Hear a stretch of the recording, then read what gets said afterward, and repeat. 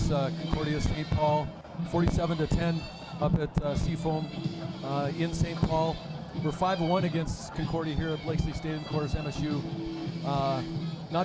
We don't lose too much at home, and especially in the last 10 years or so. And so, beautiful day here at Blakely Stadium. I expect to get into the 90s here later on. We're about 7 minutes from kickoff, and we're excited to bring this Harvest Bowl version of Minnesota State football to you today, courtesy of the Maverick Broadcasting Network.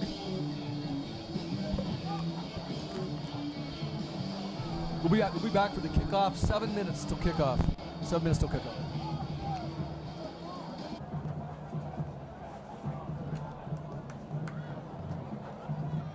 Ladies and gentlemen, here they come. Please welcome your Minnesota State Mavericks.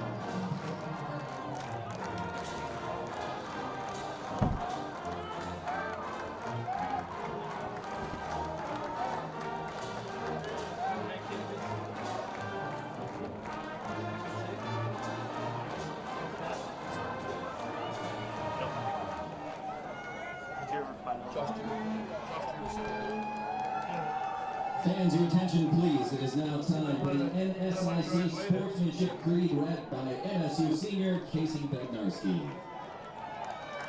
NCAA and the NSIC encourage and promote good sportsmanship with student athletes, coaches, and spectators. We ask that you cheer for the team and be respectful of their opponents. As Division II student athletes, we support a diverse and inclusive environment, and we commit to fair play, responsibility, and respect. We invite you to support our effort. Very good. Flags today are presented jointly by the Minnesota State University, Gustavus, and Bethany Lutheran ROTC. Please stand and remove all headwear as the flags are presented.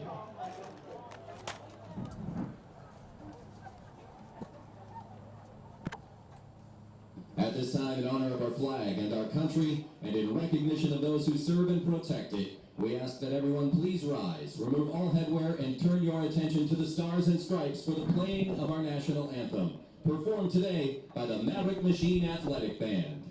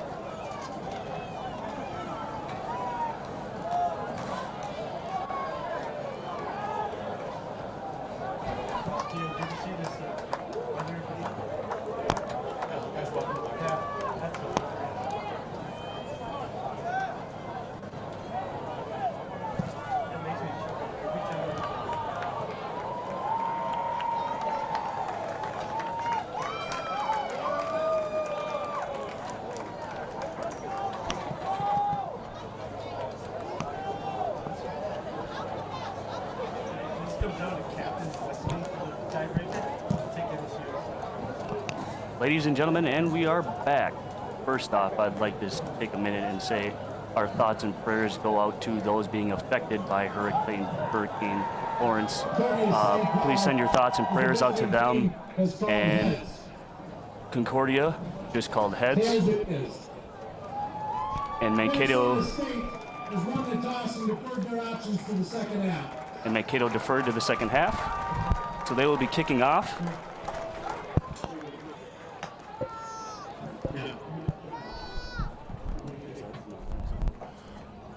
South end zone is to our right on the video feed, and north end zone, the ticket bunker zone, is the north. And Minnesota State defers. So Concordia will start off with the ball, Brian, and they'll take the north end. Yeah, and then back on offense, they're going to be led by their senior quarterback, Dom Roden McKenzie. And for him, he came off a whale of a game last week against the Upper Iowa.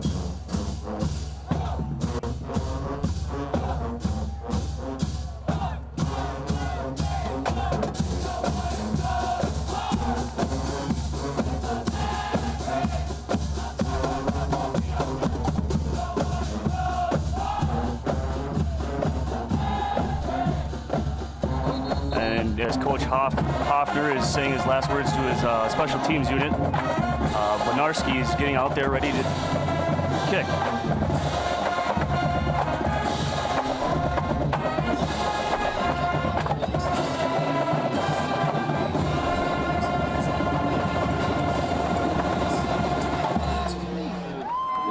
And back deep for the Golden Bears is number 1, Marcus Haskins, and joined by him, number 15, Emmanuel Jones.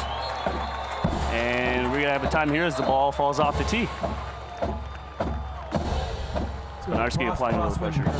Brian, of course, with Benarski, you get one of the best legs in Division II. Oftentimes, MSU will end up with the back with Benarski. And boom! We are underway here. And he receives it at his 1-yard line. Haskins tries to shake a tackle.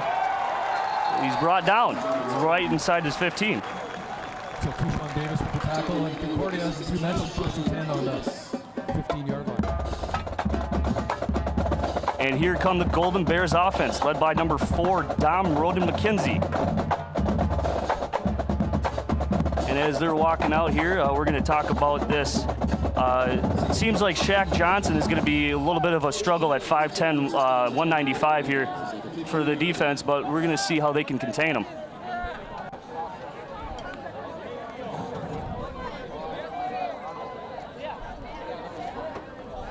And the option here, McKenzie runs up the middle for a gain of a couple. 2nd and 8.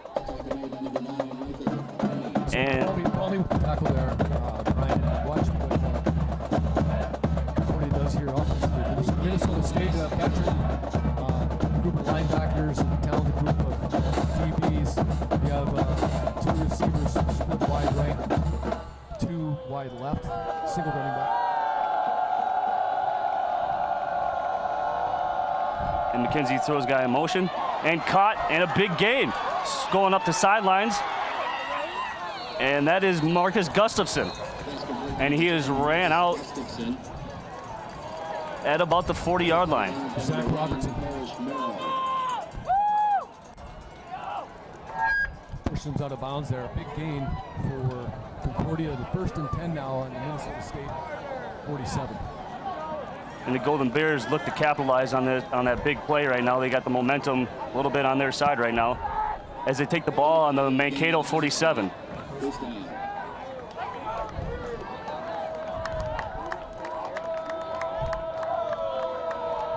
Haskins gets a snap, looks left, and throws it away, incomplete. Looking for That was- Marcus Gustafson on the play. McKinsey, And just a little too tall for this one. second down.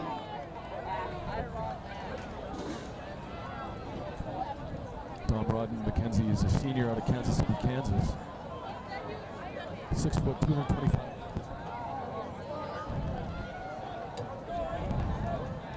McKenzie's got 2 wide receivers lined up to his right, tailback to his left, and 1 wide receiver at the top of your screen. And there it is, a little quick to jump. Flag on the play.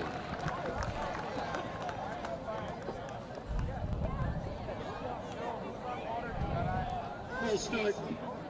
Offense, number 81.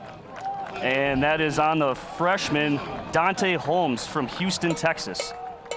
Got a little eager there. And now it is 2nd and 15. Back on the Golden Bears 48. Seems like Haskins is getting a little comfortable. They're trying to throw the ball early for the Golden Bears to get him in a little bit of a rhythm. Gets a snap, pump fakes, finds an open receiver in the middle of the field, and he's running up the sidelines, and out of bounds, chased out of bounds McKenzie's pass completes to number 6, by number Williams. 20. It was MJ Williams with the reception there. By another first down now. That was First and 10 on MSU 23, 13-18 to go here in the first quarter. Haskins trying to communicate with his offensive line here as they go a little bit of a no huddle. Sends a guy in motion, and that is Shaq Johnson.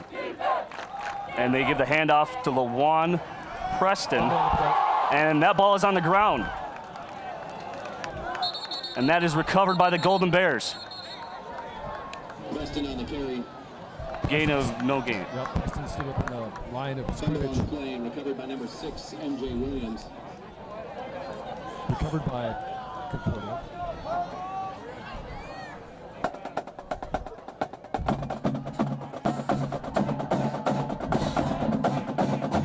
Four wide receiver set for the Golden Bears.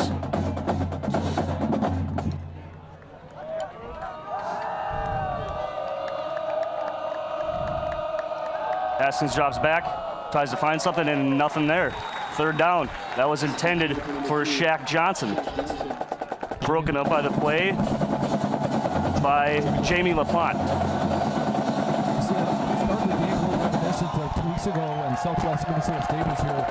Brian Mustangs able to start the game off with the ball and drive down with it before stalling.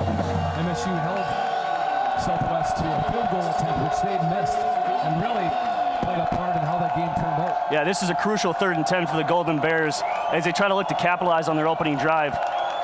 McKenzie sends a man in motion, gets the snap, and the pressure comes, and it's thrown incomplete. He had a man in the vicinity, and that was Shaq Johnson.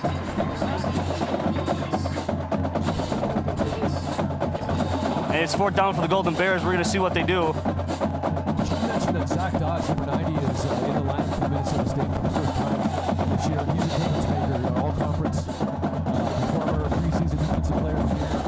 Banged up a little bit. Preseason probably get a chance to play. He was great in the mix there. Yeah. Disrupting Yeah. the offense by the Golden Bears. They can drop back in the formation. As Jake Shipley punts it. It takes a Golden Bears roll, and that is down at the 2-yard line. So Mankato State's got a little bit of work to do here, PA, on their first possession. Golden Bears number 39, Parker Powers. 31 yards on the punt. First down and 10 for the Mavericks at the 2. So we're going to first chance here to see the Mavericks offensively. Ryan Schlichte brings the Mavericks out. Of course, the son of former Minnesota State offensive coordinator, former offensive coordinator Dave Schlichte. Schlichte was a player back here in the early 80s for the Mavericks, quarterback, defensive back, and Ryan's one of those legacy guys who's playing a role here in the success of the Mavericks here in 2018. And Gunn runs up the middle for a gain of 2. And like you said in the game before, Gunn's coming off a really good game against Augustana last week in Sioux Falls. How do you think that they're going to try to get him like a bunch of yards like they did last week? Yeah, I think with this offensive line and just put the ball in his hands, he's a guy that can tote it, 30 to 40 times a game easily. He's a big running back and extremely physical. And the handoff to the right, Gunn cuts it back up the middle and runs to about the 10-yard line. Gain of about 6 yards. It'll be 3rd and 2. Very manageable situation here for the Mavericks with their run game. And then you also got Schlichte, who can, throw the short game, and you got those quick guys as Barnes comes into the game. Schlichte looks for the play call on the sidelines. Schlichte, instead of under center, he's in the shotgun formation. Got 2 wide receivers to his left, 1 right. Barnes is in the slot. Gets a snap, hands it off to Gunn. Gunn finds a running way, and he hits it. And he's tackled right at the 21-yard line. It's a gain of 11 for Gunn. We talked about Zach Gunn's size. He's a big, physical running back. 6'2", 220 pounds, and he can run over you and then run away from you. And really, if he gets up against a defensive back, it's really a mismatch. Typically, you got to be able to stop him at the line or hope that your secondary tacklers and your linebackers can get a hold of him. Otherwise, he's going to bust it open for a lot of yards. There's a flag on the plate.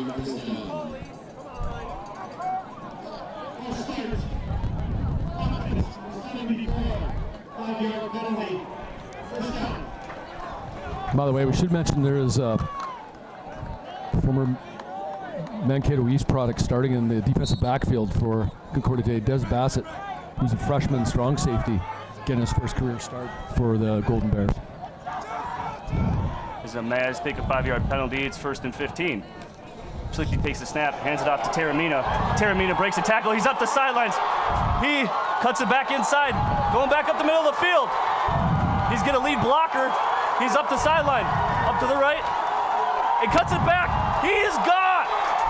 Reservations for 6, Justin Taramina. And Mavs lead at 6-0. I think that's an 83-yard run. Mavericks were at their 17-yard line. It looked like he pushed out of bounds about the 30-yard line there, Brian. He cut it back toward midfield, which you typically don't do. You don't want to do that. You want to stay on the outside where there's less body. He cut it back toward the middle, made a couple of key moves, and then got a couple of really nice blocks and ended up going all the way. And he got a really nice block from his tight end, Tyler Schmidt, on the play. As Benarski sets up for the point after.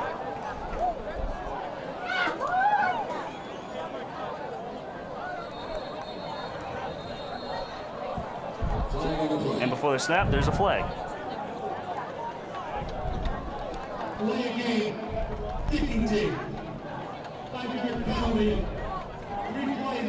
And that's a delayed game on Minnesota State.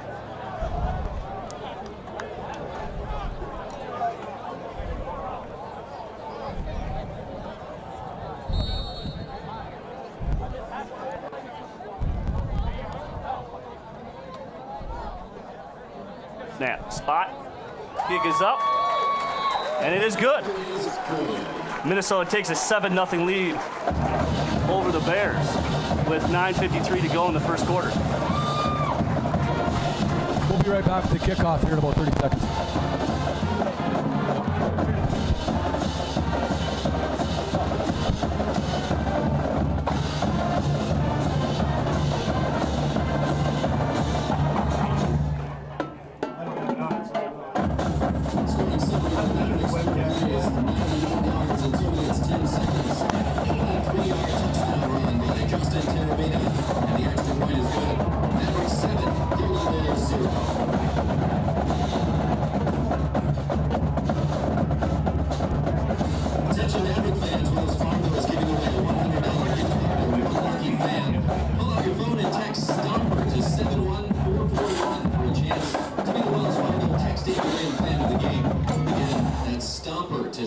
1-4-4-1. The winner will be announced at the beginning of the third quarter. Thank you, Wells Fargo, for your continued support of Maverick Athletics. And on the Minnesota State scoring drive, 4 plays, 98 yards, took a total of 2 minutes and 10 seconds. And it was capped off by an 83-yard touchdown by Justin Taramina.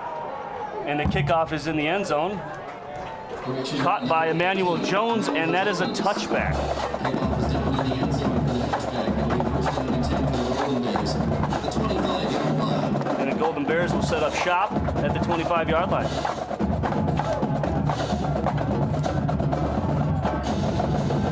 And as PA alluded to earlier in the broadcast, he was talking about how the Mavericks' pass defense needs to be a little bit more disciplined as their run defense was a little stronger. And it's a 4 wide receiver set for McKenzie. Sends a man in motion.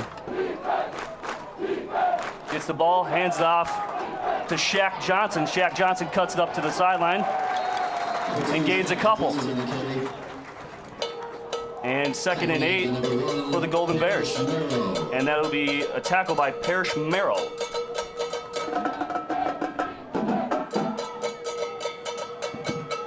Two-yard gain on the play, 2nd down and 8. Faster working on let's see what we do.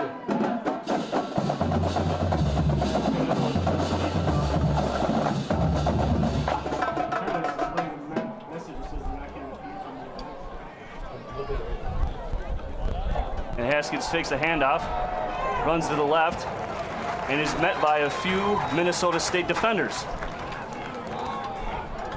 McKenzie on the carry. And that is led by Destin Woody.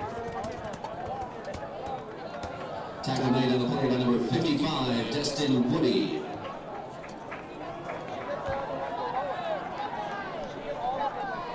No gain on the play, it's 3rd down. 8 yards to go at the 27-yard line. And it's a 5 wide receiver set for Roden McKenzie.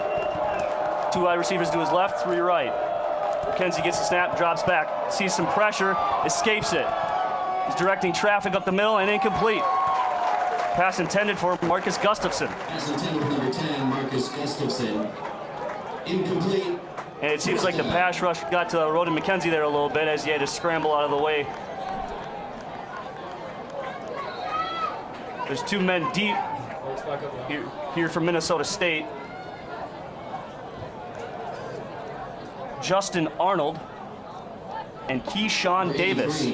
Number 83, Jake Shipley, Number 27, Justin Arnold. is back to punt. And number 35, Lance Arney. And almost blocked. And Davis receives it at the 41, breaks a few tackles and up to midfield. It's a gain of 8. Keyshawn Davis on the return. As Mavericks got good field position to start it here at their own 48-yard line.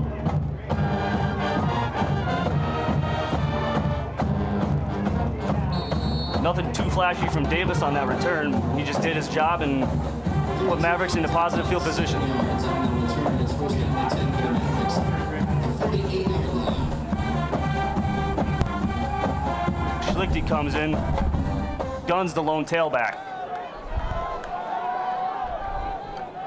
2 tight end set for the Mavericks. Schlichty drops back to pass and finds Gunn on the right side, and that's complete for about 5. By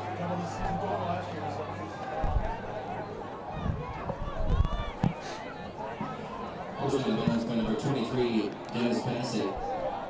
And that is the freshman Des Bassett, as Paul alluded to earlier, from Mankato East.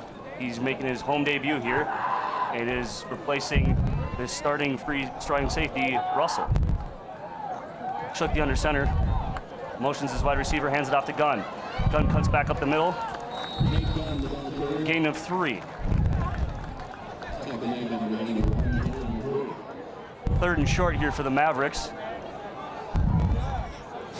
as they capitalized on one earlier in this last drive. This is the Mavericks over 100 yards rushing now, courtesy of that 83-yard touchdown run by Taramina early in the game, but none with 20 yards on 3 carries so far.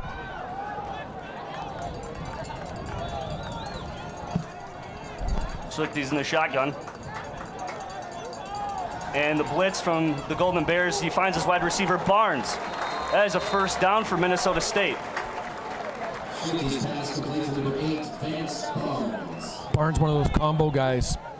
Brian, also a member of our track and field team, and does a great job on returns for us, kickoff returns, and of course a part of that Minnesota State receiving core with so much depth. Yeah, Schlichty's back to pass. Finds his receiver, and Ooh, that is tripped Yep. up. There's a flag on the play. Passing attempt number 14, Parker Glumans. Gludemans, the sophomore from Little Chute, Wisconsin, the intended receiver, had a step on the DB and got tripped up there right near the goal line.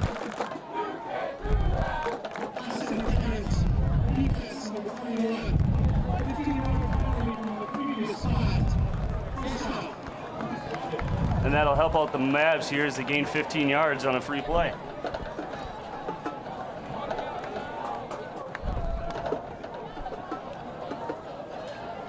Gludemans looks physically a little bit like Zylstra. Of course, Zylstra, the junior wide receiver, 6'5", 220.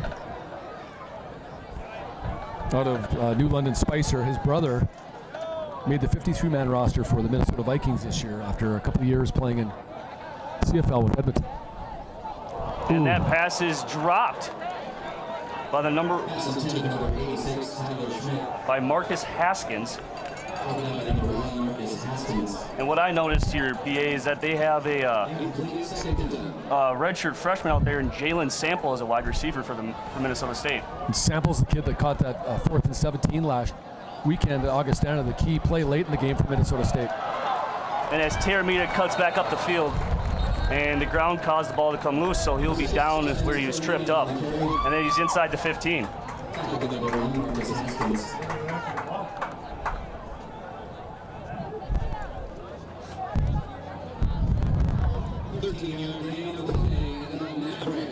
First down. Mavericks set up for the 1st and 10 inside the red zone. Schlichty gets the snap, hands it off to Gunn. Gunn cuts back, finds a little running room, and puts it inside the 10-yard line. Brought down at the 7. It's amazing watching Nate Gunn run a lot of ways, and he was actually caught in the backfield a little bit by Blake Evans, and took a step back and then basically broke away from him. You very rarely will you find a situation where Nate Gunn gets stopped on the initial contact, Brian. It usually takes more than one guy, and usually it takes a couple of different tries to get him. And that pass was intended for the tight end. Pass intended for number 84. Oh, Shane Zylstra. My apologies. Throwing a little bit low, but Zylstra got his hands on the ball. And it's 3rd down and manageable for the Mavs here in the red zone, as they have the ball at the Golden Bears 7.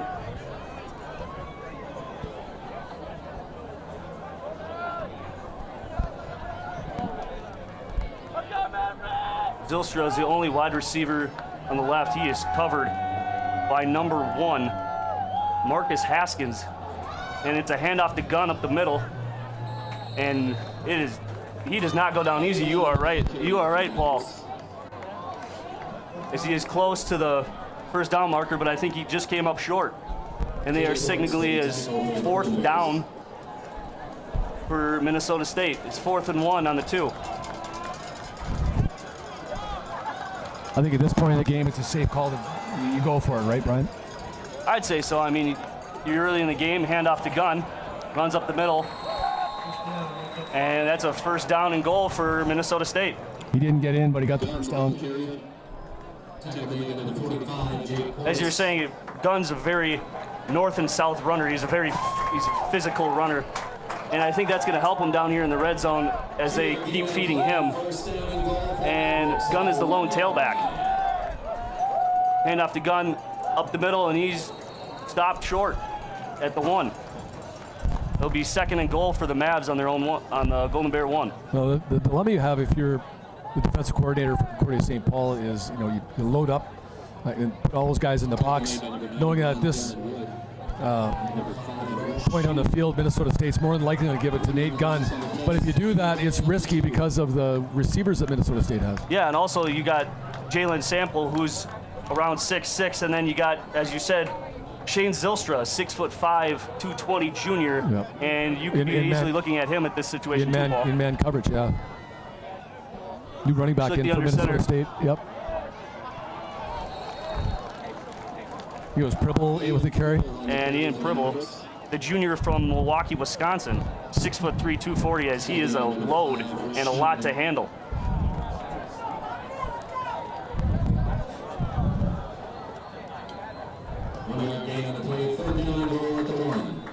As Mavericks line up for a third down here, and Gunn is back in the game. And timeout, Golden Bears. And as he calls a timeout here, what do you think the defensive coordinator is going to draw up here for the Golden Bears? Well, it's a great question. I almost wonder what you've had two offensively. If you're Minnesota State, you've had two kicks at the can. You've tried two different running backs. Yep. You've got a stud in Nate Gunn who had the first try and couldn't get in, and now you had Pribble, who's a little bit bigger, and you try again with him and he can't get in. So I'm not sure. I might try some motion. I think in some respect, and try to, if I am going to run the ball, move it to the left or the right side of the field, or do some motion and try some sort of short pass to one of my wide receivers. What do you think? Yeah, I think, I mean, you're on the 1 yard line. You got one of the best running backs in all Division II football in Nate Gunn, and I don't know. I think I keep feeding them with that big offensive line. They can give them the push. But also at the same time, you can't undermine how big and strong these wide receivers are for Minnesota State, and they greatly outsize the defensive backs for Concordia. Zylstra's 6'5". It's rare in Division II you find a 6'5" wide receiver with his athleticism. Usually they're tight ends. Zylstra, the Schlichty, the QB sneak, and there's no signal yet. Boy, how do you not get in?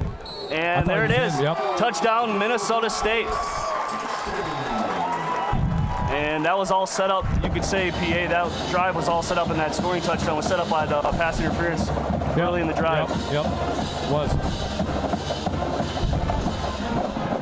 Lenarski comes on for the extra point. It took him a while to decide that Schlichty was over, but from our view, it's a little bit different than the officials down in the field. It looked like he got through a hole on the right side of that offensive line. Yeah, and I think that initial push was led by his center, Brandon Krantz.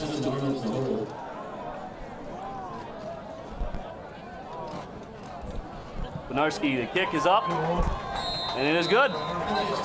Mavericks take a 14-0 lead. 3:31 to go. 3:31 to go here in the first quarter. Let's take a short break here. We'll be back with the score. You saw me right after that MSU touchdown.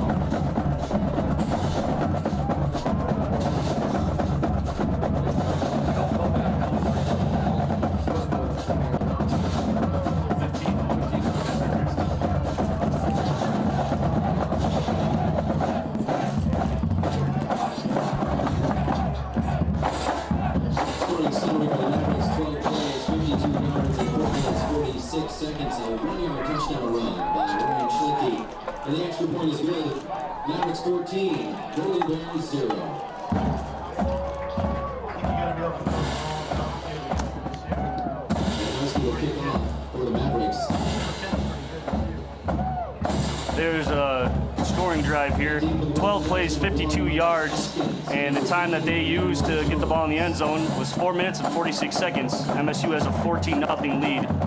And that 1 yard touchdown run by Schlichty was aided by a 15-yard pass interference call. Benarski sets up the kick. Haskins and Jones are back. And Haskins signals for a fair catch, and that's a new rule in college football now. If you're inside the 25-yard line, you signal for a fair catch, you automatically get the ball inside the 25. He was almost all the way into the end zone there by the time he signaled fair catch. Actually caught that over his shoulder. What do you, PA, I'm going to ask you on that rule. What do you think of that rule? They're trying to negate the injuries on the kickoffs to save players and, cut down on injuries, because they say about 50% of the injuries in football are caused by the kickoff. Yeah, you're exactly right, and you've seen all kinds of proposals, including eliminating the kickoff altogether. This is probably a nice bridge. Haskins back to pass, caught by a wide receiver, and that was Marcus Gustafson. Pushed out of bounds, and now pushed out of bounds by Parrish Merrill. Merrill is a name we haven't heard a whole lot of the course of the first couple games, but he's a 5'10", 185-pound junior from Pittsboro, North Carolina. And now this time, Roden McKenzie's lead receiver, Gustafson, is matched up with Jack Curtis. And Lawan breaks a few tackles, gains a couple. Alex Gettle, one of the key guys there, a Mankato West product, by the way. Probably noticed that Alex Gettle wears number 49. Last year, one of our Hall of Fame players, a guy named Jeff Spann, passed away unexpectedly at a relatively young age, and decided that in honor of Jeff Spann, that one player each year would be designated to wear number 49. Alex Gettle is in his second year wearing number 49. And that's actually a cool story because it shows how much they see Alex Gettle, how much of a leader he is. Absolutely. And for him, I bet if you ask him, it's just a huge honor for him to be wearing that number. Yep. And speaking of Gettle, he's in on that play and gets another tackle. Brings up 3rd and 6. 3rd and medium for the Golden Bears. As they're looking on the sideline, a little bit of a confusion here. As Gustafson and Shipley are discussing, and that's going to cause Concordia-St. Paul to use their second timeout of the half.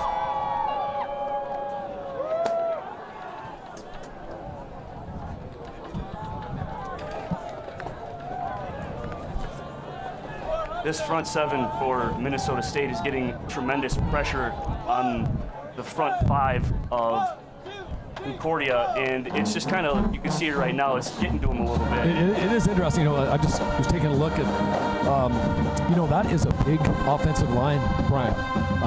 Concordia-St. Paul, 6'7", 325, 6'4", 300, 6'3", 315, 6'5", 315, 6'6", 270.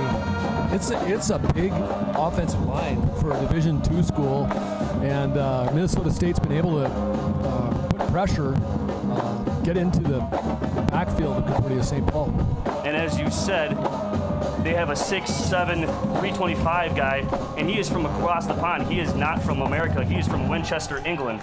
So, to me, that is quite a significant change from him coming here and them landing him. He is not from America. Is that what you said? He's not from America? Yeah, he's from across the pond. He's from across the pond. He is from Winchester, England. Oh, by the way, he's not from America. I bet you played a little rugby growing up. He's not from America. Now, Haskins drops back to pass, sees some pressure, escapes the pocket, throws it, broken up. And that was intended for number 11, Keenan Walters. Cheyenne Bradford knocked it down. Nice play by the MSU DB. Keep that incomplete. Cheyenne Bradford's a junior, and he is starting alongside his junior counterpart, Jack Curtis. Curtis is another one of those guys, a combo guy. Brian, remember our track and field team, one of the top decathletes in the Northern Sun. And Arnold and Keyshawn Davis, as it's a fake punt for the Golden Bears. Number 1, Marcus Haskins, picks up the first down. And he is into Mankato territory with that run. And it's first down and 10 for the Golden Bears. I think it was Zion Bell that brought him down for Minnesota State on that play. But a little bit of trickery there by the Golden Bears to keep this drive alive. Minute 33 to go here in the first quarter. The Mavericks leading 14-0.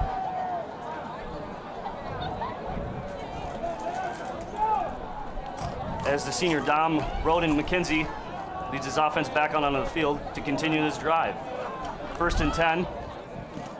McKenzie's in the shotgun. Hands it off to Shaq Johnson, who runs up the middle and gets tackled inside the 40 for a gain of 5. Zach Robertson was able to get a hold of his leg there, preventing that from being even more than it was, but about a 5-yard gain there now for Concordia-St. Paul. The clock continues to tick away, just over a minute left here to go in the first quarter. And LaJuan Preston is the tailback. And as we're watching this game here early on, it seems like Shaq Johnson's a very shifty runner. He runs a little east and west instead of north and south, but he's got very good agility. As McKenzie signals his receiver in motion, gets the snap, tries to find his tight end there, and that is incomplete. And that is broken up.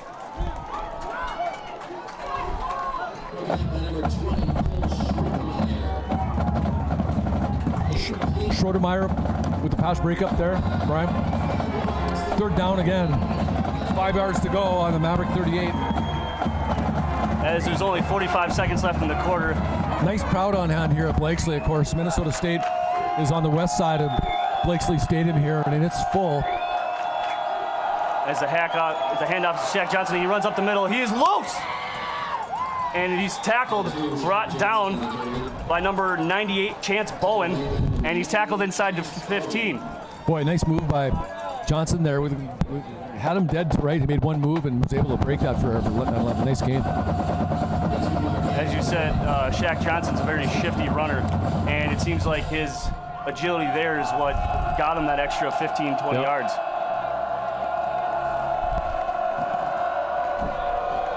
Double tight end set. McKenzie's singling out to his right. Lone tailback is Johnson. Fakes the handoff, pump fake, looking for the end zone. And that is caught. Touchdown, Golden Bears. Boy, great throw, great catch. Yeah, that was, I don't think you could have thrown it in anywhere else. Threw that into coverage. Double coverage. Yep. And it was a pinpoint throw, and you kind of got to tip your hat to Roden McKenzie on that one. As I tip my cap. And that was caught by the junior M.J. Williams.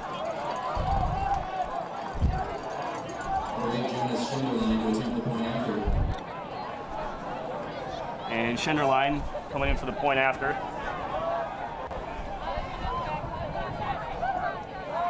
And blocked by Minnesota State.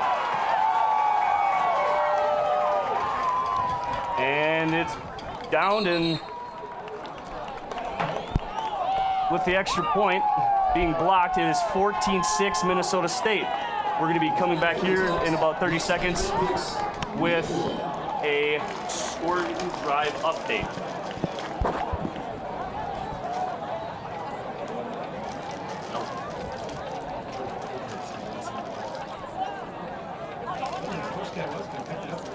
I know.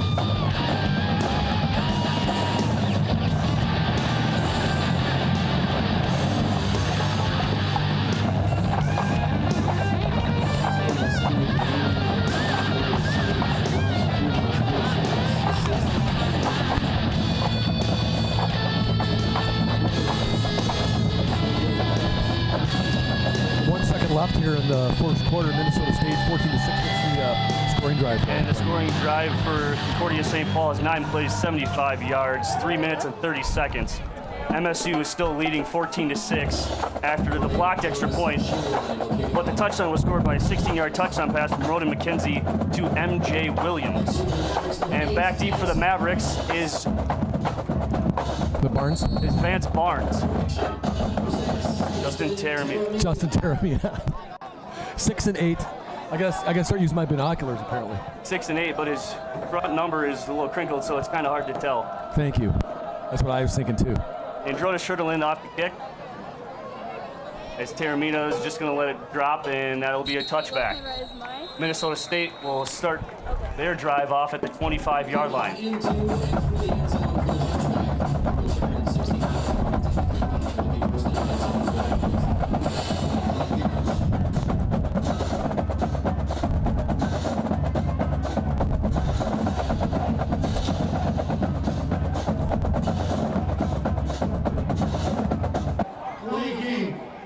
Offense, 5-yard penalty.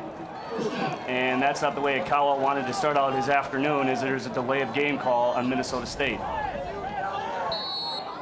Akawa hustles his offensive line back up to the line. 2 tight end set, 2 wide receivers to his right, none left. Lone tailback gun. Akawa keeps it and is brought in. Didn't even make it back to the line of, didn't even bring it back to the line of scrimmage, and tackled by Des Bassett. And that'll end the first quarter as Mavericks lead 14-6 over Concordia-St. Paul. We'll be right back in 30 seconds. Make sure you stop on Pump 500, a great place for gathering.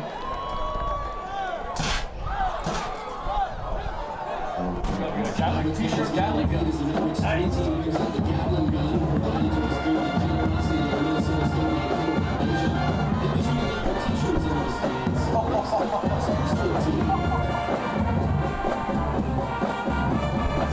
Lost pressure.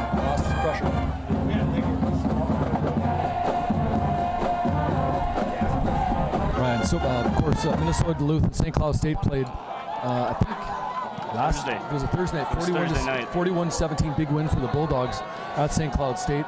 You have our game, of course, Mavericks leading Concordia-St. Paul 14-6, and Northern State and MSU Moorhead, Minnesota Crooks and Bemidji State played later on today. As Akawa keeps the ball and heads up to the 30-yard line. And they're saying he's brought down at the 31, tackled by number 45, Jake Ports.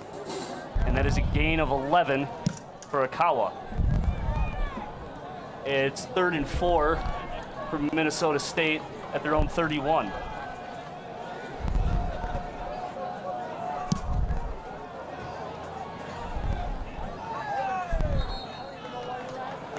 And we have a flag on the play.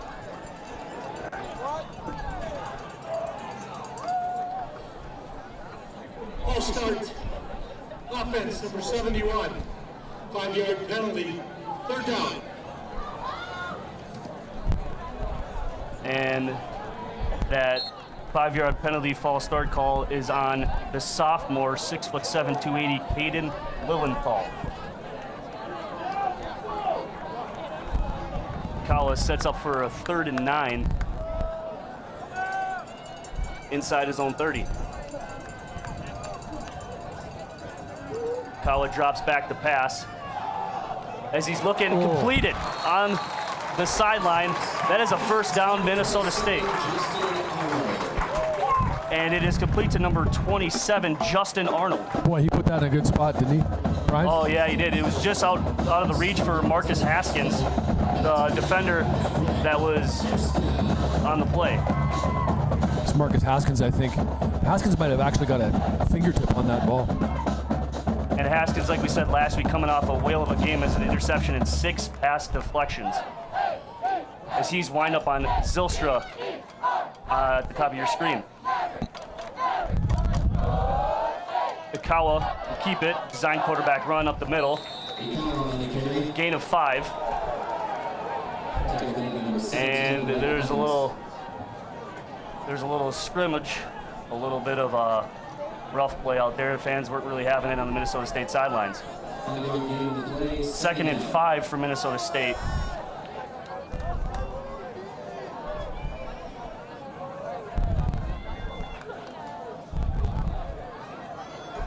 Akawa gets his first snap from under center. 2 wide receivers to his right. He's got Pribble in the backfield, hands it off to Pribble. Pribble jump cuts and gets met for a gain of a couple. You know, it's interesting with Minnesota State's 1-2 punch. J.D. Okawa and Ryan Schlichty at the quarterback, reminiscent of 2014 when Minnesota State made it to the NCAA Division II football championship game. The Mavericks under Todd Hoffner have been a two-quarterback system. There's no problems with having two guys run it, but in 2014, Ricky Lloyd and Nick Pericini guided the Mavericks all the way to the national championship game before losing to Colorado State Pueblo. Yeah, and also with that depth at the quarterback position, they do have really good depth at the running back. As we've seen all three running backs, as Akawa escapes tackle for loss and embraces a hit from Des Bassett. And gains of 1, and it's 4th down and about 2. As we're going to see what Hoffner decides to do here as he's keeping his offense on the field. What do you think of this, BA? Well, yeah, I would think at this, with the field position that Minnesota State has, I don't doubt if we don't go for a hard count and try to draw them offside here, yeah, and then eventually go back and punt. As the play clock says 4 right now, They actually snap the ball. They hand it to Gunn. Gunn's up the middle, and he's got the first down and some more. And he's into Golden Bear territory. That was a nice run by Gunn. And as the depth at the running back position, we've seen all three from Gunn to Taramina and even to Pribble. How do you think this 5 weapons, as you could call, for Minnesota State in their backfield, 2 quarterbacks and then the 3 running backs, what do you think is, why is it so troublesome for defenses to prepare for Minnesota State? I just say, well, it's a nice mix, right? I mean, you've got a real good mix of speed and power amongst those 3 running backs. As Barnes is headed on the end around and breaks the tackle, but he's still contained by number 5, Rhett Sheehan. And that is a first down for Minnesota State. The flag on the play, but Barnes showing toughness there. Taking Rhett Sheehan, who had a nice angle on him, but Barnes able to get the most out of that run. And there is a penalty marker on the field where the referees seem to be conversing, and we still don't have any. I think it was after the play. After the play, personal foul, unnecessary roughness.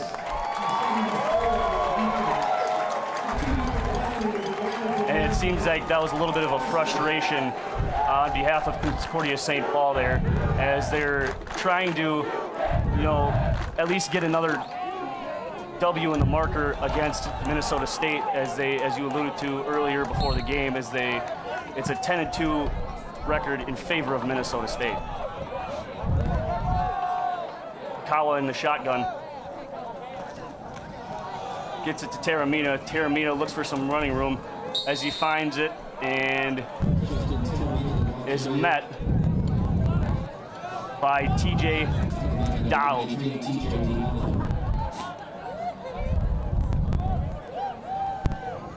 And we have some first quarter stats here, as Minnesota ran the ball for 13 times for 129 yards, compared to Concordia-St. Paul, 9 rushes for 46 yards. But the very big key here is the passing offense, as Minnesota State only has 10 passing yards to Concordia-St. Paul's 88. Tight end in motion. Kawa drops back, got some time, finds it, and overthrows Zylstra in the back of the end zone. Boy, he had some options there. Kawa looked left and actually had Justin Arnold open in the flat on the left-hand side, but looked him off and then decided to throw it in the end zone, looking for Zylstra. A little bit overthrown. Minnesota State now facing a 3rd and 8 situation here. And it seems like when Minnesota State decides to call a pass play, this offensive line is just giving them tons of time back there, and the wide receivers are just wide open, as you alluded to last play, as Arnold was wide open in the flat to the left. Sample, the lone receiver, to the right. Kawa drops back for another pass, decides to escape, and There's a flag on the play, but he finds Zylstra in the end zone as Zylstra and the defensive back are in a little bit of a scuffle there. But there is a flag on the play.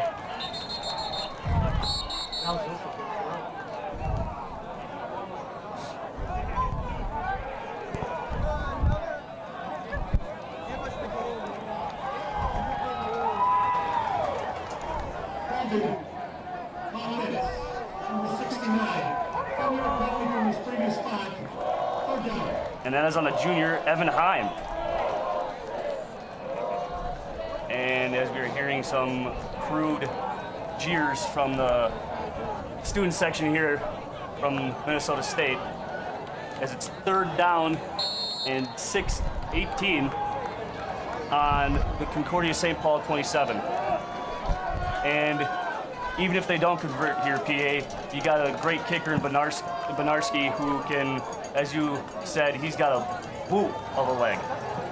The Kawa drops back, is looking for Sample in the end zone. Caught by Sample, touchdown, Minnesota State. Jalen Sample, the freshman, out of Wisconsin. Well, I'll tell you what, there's a physical mismatch there, obviously, with the wide receivers from Minnesota State and almost anybody that they go up against. In this instance, Desmond Hudnall had pretty good coverage on Sample, but he's 6 foot, 180 pounds, and Sample, the freshman from Minnesota State, a little bit bigger than that. He's 6'5", and pretty good. The 6'6", we list him as 6'6", and great throw by Ikawa right on the mark, and Minnesota State now with the successful conversion by Casey Bednarski takes a 21-6 lead here in the second quarter.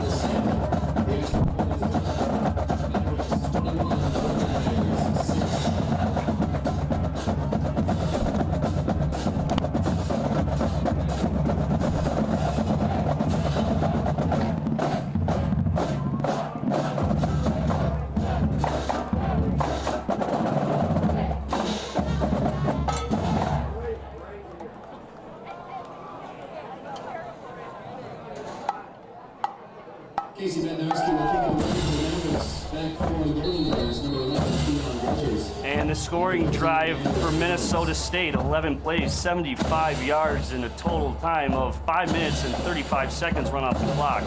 MSU is up 21-6, and that touchdown was 27 yards from Ikawa to Sample.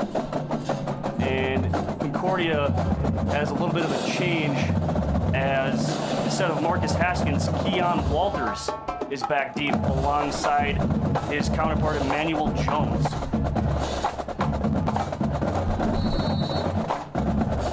As the wind blows the ball off the tee, we have to have it held. Winarski checks around, and boom! And Keon Walters just takes a knee as he receives it 2 yards deep in the end zone. And 65-yard kickoff, and it's first down and 10 for Concordia-St. Paul at their own 25-yard line.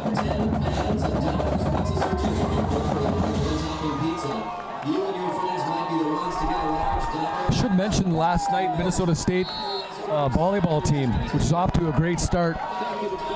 9-2 here before last night's road contest at Augustana. Picks up a win over the Vikings. It's at Wayne State today, but 10-2 Minnesota State under Lori Rittenhouse-Wolmuth off to a great start. And they head out to Shaq Johnson. Gain of about 1. And as we talk about this linebacking core with Zach Robertson, Palmy, and Gettle in there sometimes. And Kay Johnson, Gettle, Spencer Hermes. it's no wonder that this defense is, when they're facing the running game, is nothing short of immaculate. And when I say that, their run defense only gave up 70 yards last week against Augustana. Yep.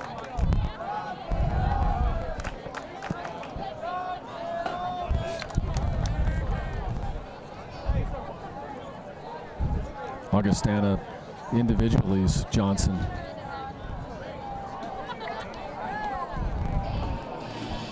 Five for 30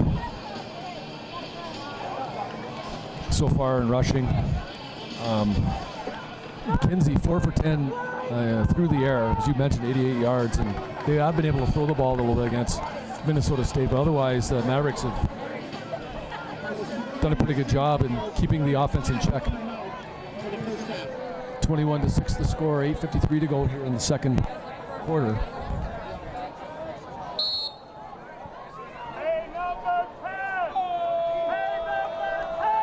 As Haskins motions his receiver, hands the ball off to Shaq Johnson. Corralled at the line of scrimmage, but falls forward for a gain of 2.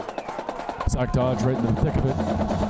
And Zach Dodge, you saying, coming back from an injury, how key of a defensive tackle is he to this defense of Minnesota State? Well, you talked about the linebacking core, and that's a different area, but along the defensive line, he is the big guy in the middle, and he clogs it up, makes it very difficult for any team to really gain traction and trying to go up against the middle against Minnesota State, which forces them outside. And there's a flag on the play. Caught, first down by number 6, MJ Williams. Parrish Morrow with the tackle on the play, but there was a flag, as you mentioned, on the play. And one of the things I noted on this 3rd and 7 was you see Hoffner down on the sidelines turning around to the crowd and pumping them up for this 3rd down.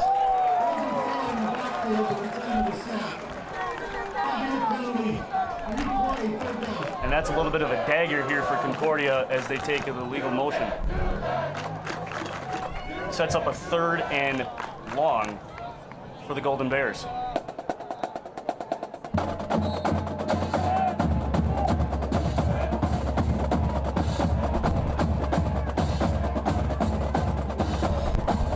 As it seems like the game plan here for the Golden Bears in this first half is to pass the football on this Minnesota State defense. Haskins in the shotgun. McKenzie eludes it, tries to pass it to Shaq Johnson. They're signaling as a forward pass. Wow, there was Shaq Johnson within the vicinity of that. Minnesota State with a ton of pressure on the quarterback. In the NFL, you might have you've heard the term "in the grasp." That's sort of what that was. Is certain situations you're just trying to salvage a play, and that's what that was. And as Shipley lines up to punt this time, there is only one Maverick back deep, and that is Justin Arnold. As Kewan Davis comes up, and Shipley gets away the punt. Bounces at the 40-yard line, and is out of bounds, and they're signaling at the 35. As Minnesota State gets to set up shop here on the left hash of their own 35. Talked about volleyball winning their match at Augustana yesterday. Also, soccer team was in action here on campus, and a nice 3-1 win as Minnesota State opens up its an NSIC schedule in women's soccer with a conference win here in Mankato. Mavericks lost a heartbreaker last weekend against the #1 team in the country, Central Missouri. That was down in Warrensburg, Missouri. But MSU ranks 17th in the country right now and faces Upper Iowa here in Mankato tomorrow with a 1 o'clock game scheduled for the pitch. And Akawa throws it to Arnold, caught. Yep, got his foot down just inside the out of bounds line. And he's just short of a first down, so it'll be 2nd and inches for Minnesota State. Lorenzo Kendricks with the coverage in that, and not unlike how he's throwing the ball a couple times here in this game, put in a place where only the MSU wide receiver is going to be able to catch that ball, Brian. Akawa's in a little bit of a groove here as he's passing the ball very well. hands off to Gunn. Gunn patient running, and falls forward for about 1.5. And that's enough for Minnesota State to move the chains. D'Angelo Funch was able to make the tackle on the play. Good job by the defensive line from Concordia-St. Paul to stretch that play out. And Gunn just not able to get around the corner for a big game, but he did get the first down, as you mentioned. 2-yard gain on the play, Maverick. First down. Arnold, Barnes, and Zylstra, the receivers for Minnesota State. And Gunn, the tailback.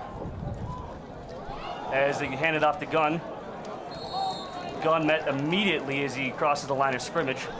Falls ahead for a yard. I think the first guy to get him there was number 47, Brian. I think it was Ryan Sorensen, the Chippewa Falls freshman linebacker. So far, I've been able to help, for the most part, hold Gunn in check.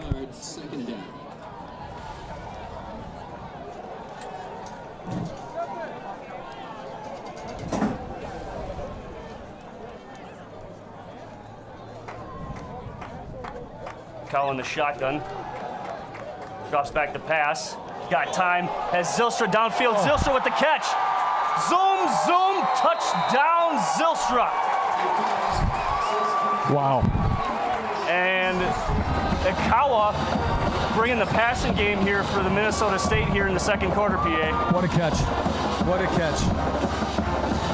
Yeah, it's Ikawa, not Ryan Schlichty. Last week was Ryan Schlichty's for Ikawa doing the job here. Just a great throw and catch there. Zylstra, obviously, one of the top receivers in the country, shows off his athleticism with that catch.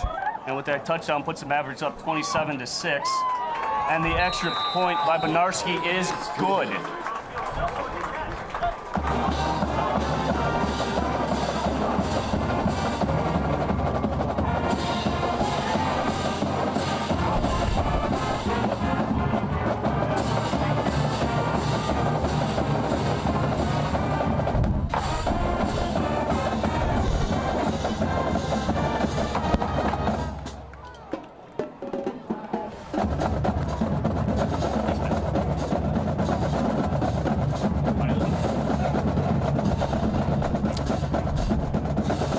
So a 53-yard touchdown pass caps off that 4-play, 65-yard drive for Minnesota State.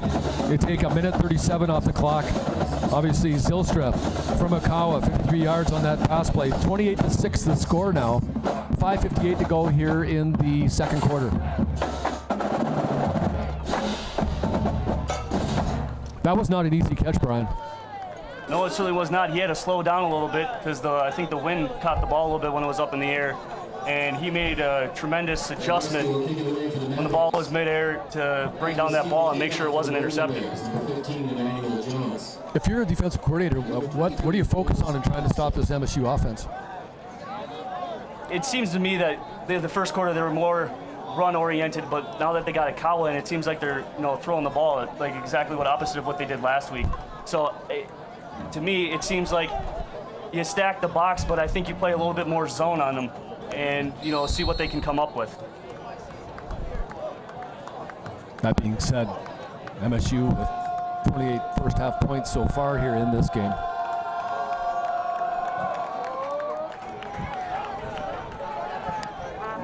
Lenarski's kick is received at the 1. Cuts it back. And met at the 10-yard line. That was Des Bassett with the return, and not much on that one.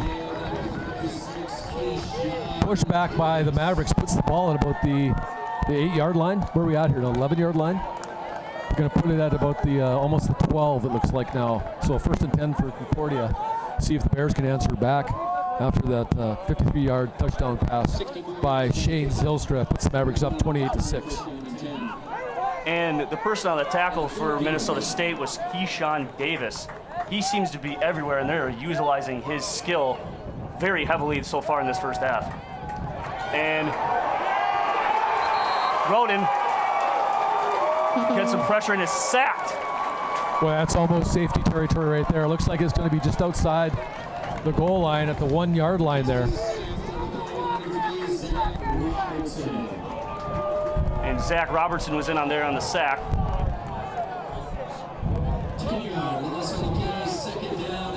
as it's second in a mile here for Concordia as they have the ball on their 2-yard line.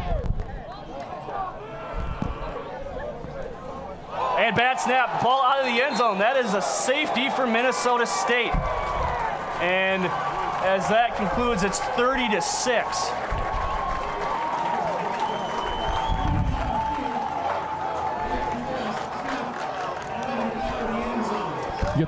Get the points and the ball. That's a pretty good deal.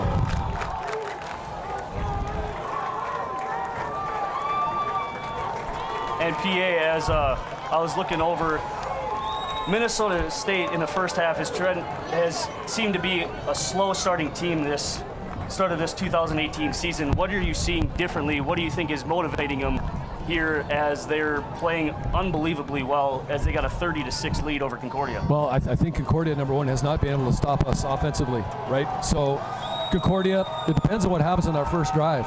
And we held them, I think we got the ball back. We held them, we got to the midfield. I think we got the ball back and scored right away on our first series, and they haven't really been able to stop us. Now we're gonna get the ball back here again. It's 30-6 here, 5 minutes to go in the second quarter. And because of that safety, Concordia-St. Paul will have to punt the ball from the 20-yard line. Deep to receive the kick for the Mavericks, number 6, Justin Taramina. And Taramina is deep for Minnesota State.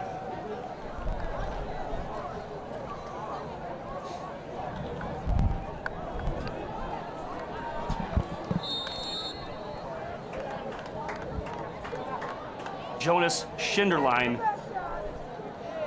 is preparing to kick off here. Number 8, Jonas Schinderline, will kick for the Golden Bears.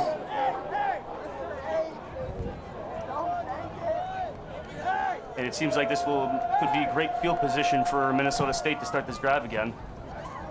As Taramina runs up and to his left, receives the ball at the 11-yard line, runs up the left side, is breaking loose and stumbles down at around the 37-yard line.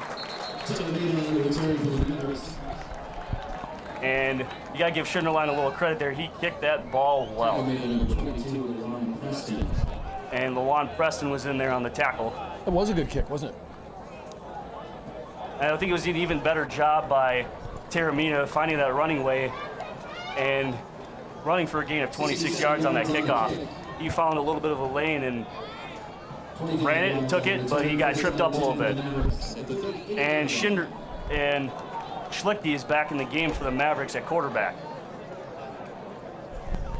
Schlichte gets the snap as a designed quarterback run and runs up the middle, gain of about 6. You know, Schlichte can run, Brian. He's a little deceptive, but he's athletic. He's obviously got a great arm. He was a really good high school pitcher. And was borderline. I think he threw hard enough. He probably could have been a Division II pitcher. Obviously, that serves him well here as a quarterback for Minnesota State. He's more of a drop back quarterback than Ikawa, but he can run the ball a little bit too. And Schlichte finds Zylstra on the right side, complete and out of bounds into Concordia territory. First down and 10 for the Mavericks. With 4:14 to go here in the second quarter.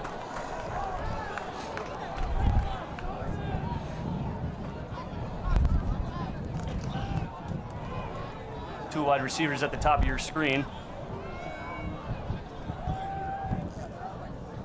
And Gunn the tailback. Gunn gets the handoff.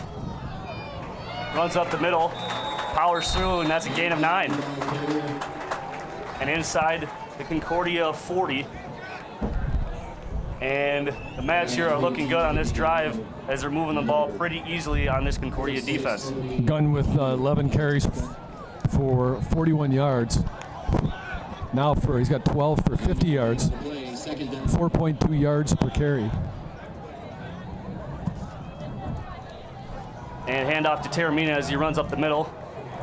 Met, and he is loose down the sidelines. He's running like a man possessed and out of bounds by Marcus Haskins, and he's inside the 5-yard line. First and goal for Minnesota State. Well, again, he was stopped at one point on that play. It looked like he was done, but not to be the case as he carried on and almost scored on that play. And Taramita comes out as Gunn comes back in the game as the lone tailback. 45 yards on that rush. And you got the big wide receiver combo here in Sample. On the bottom of your right as they hand it off to Gunn. Gunn runs up the middle, gets it, and is stopped short of the goal line. And it looks like they're going to mark him down at the 1-yard line. Yeah, you were looking for Zylstra there on the far side, but it was Justin Arnold. And Arnold, I mean, it's a nice diverse group of wide receivers, Minnesota State. You talked about the size that you have in Sample and Zylstra, 6'6" and 6'5". And there's Arnold, who's extremely athletic on the other side of the ball, and one of those guys who's a little bit quicker and can find a way to get open.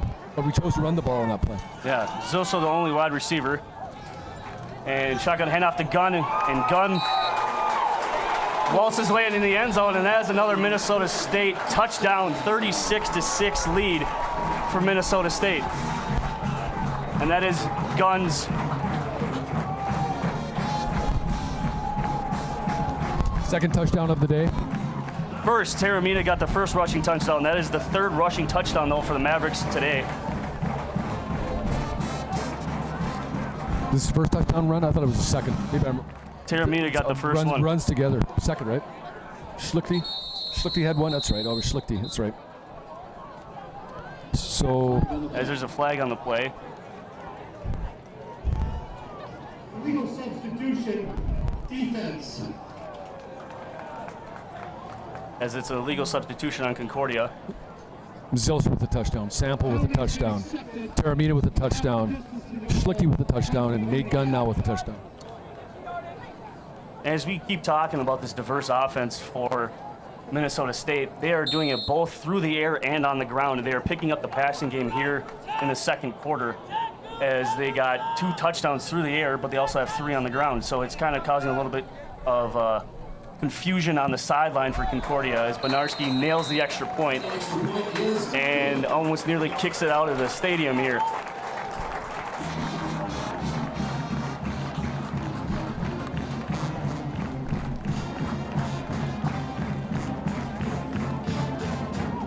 We'll be right back with the scoring summary. Gun ran will take on there to get that quarterback. I thought the same thing you did. Personally, I'm losing focus quickly.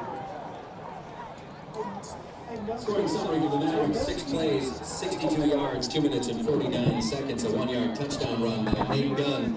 The extra point from Casey Bednarski is good. Mavericks 37, Golden Bears. The scoring summary for Minnesota State's touchdown drive here is 6 plays, 62 yards, and it only took them 2 minutes and 49 seconds. MSU, after Benarski's extra point, MSU leads 37-6. And that was led by a 1-yard touchdown run by Gunn. For 15, Emmanuel Jones.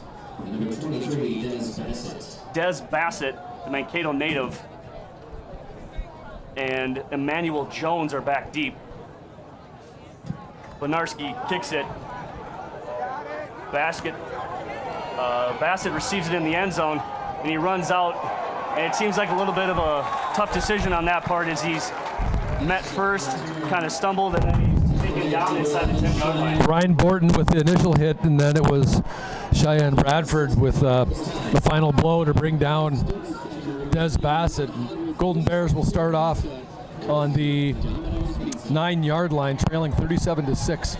$1:58 to go here in the second quarter.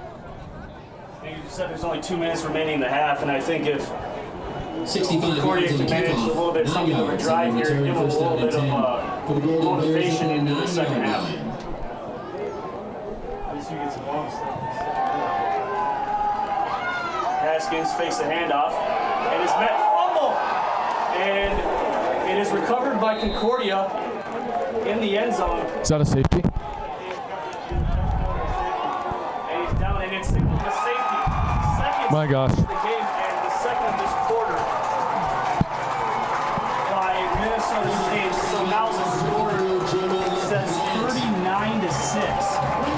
Minnesota State will get the ball back with under 2 minutes. And not only that, they will receive the second half kickoff.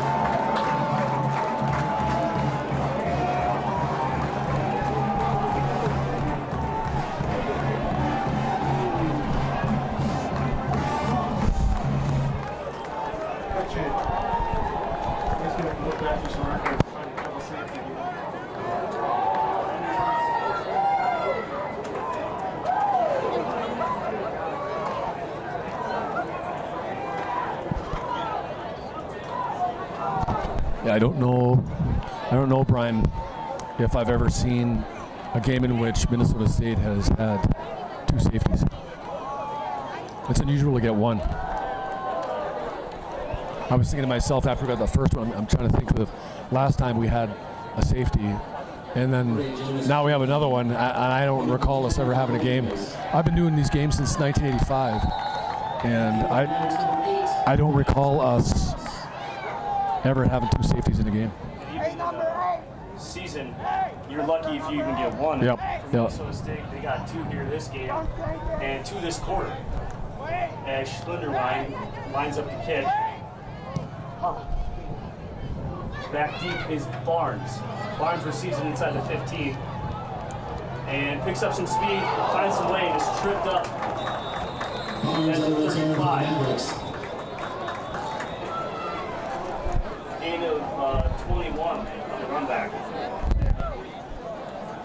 Well, the Mavericks owning a 33-point lead here right now as we head toward the end of the first half, and don't expect Coach Hoffner to let his foot off the gas here. We've been in a situation before, and we've seen some big offensive days from Minnesota State. It's interesting because the defense is contributing points now too. There's 4 points on the board because of those 2 safeties coming as a result of plays by the Maverick defense. Drops back the pass. Finds Arnold over the middle. It was Andy Owen with the tackle. Andy Owen. Gain, second down.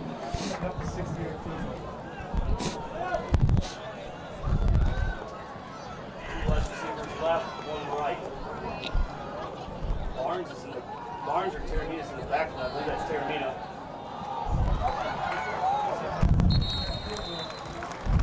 Shifty complete to Williams.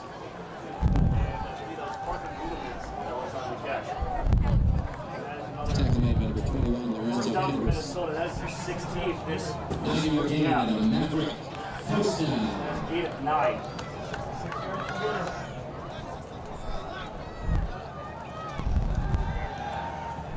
He's got tons of time. Oh, he's got him open. Nice little movement, dives, and it's overthrown. Pass intended for Williams, incomplete. Number 21, Lorenzo Hendricks was on the coverage.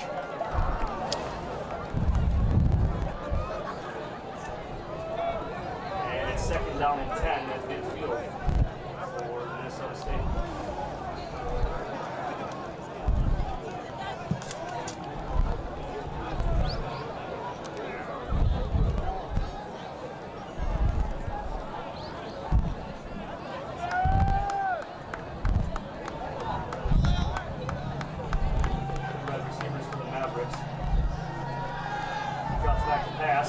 Finds an open receiver in Zylstra up the middle and brought down by an ankle tackle by number 1, Marcus Haskett. We've been calling his name an awful lot. And with this big game, I think that Minnesota State's kind of made it a point to pick up. Yeah, it's interesting. You talked about zone coverage. Well, you find Zylstra a lot of man-to-man coverage, and here he is again in man coverage.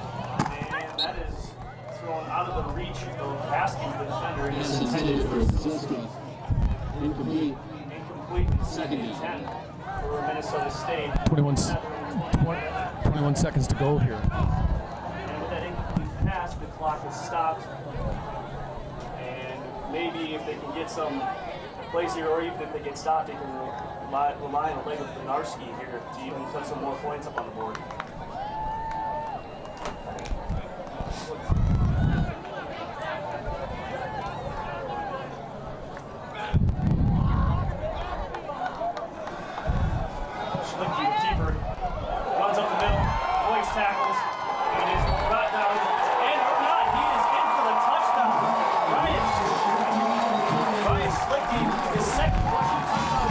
This one, the longer one, 16 yards. Boy, nice cutback. What's the key to that play? It looked like he was going to be brought down at about the 10-yard line, but the Mankato West product cut back toward the middle of the field and was able to just get inside the goal line in that play. Minnesota State now without the conversion here, which is coming up a 45-6 lead for the Mavericks.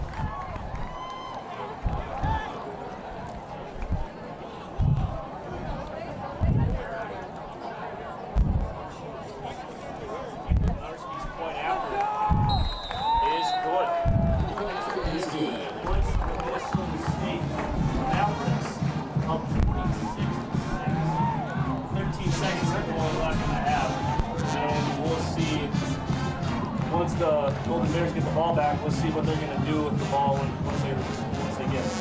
Right back in a few seconds with our scoring summary, Brian. 70's the record, Scoring summary for the Mavericks: 6 plays, 62 yards, 1 minute and 34 seconds. The 16-yard touchdown run by Ryan Schlichting and the extra point is good in Mavericks 46, Golden Bears 6. The scoring summary for the Mavericks: 6 plays, 62 yards, in a minute 34 seconds. Capped off by the 16-yard touchdown run by Ryan Schlichting. And the score reads it 46-6.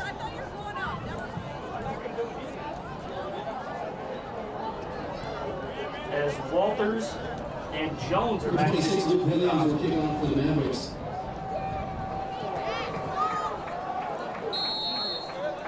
After receiving the kickoff for the Golden Bears, number 11, Keon Walters, and number 15, Emmanuel Jones.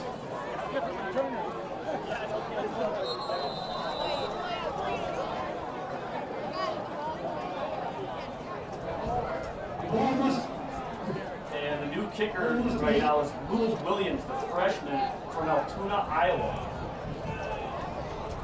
He is doing the kickoff duties as of right now.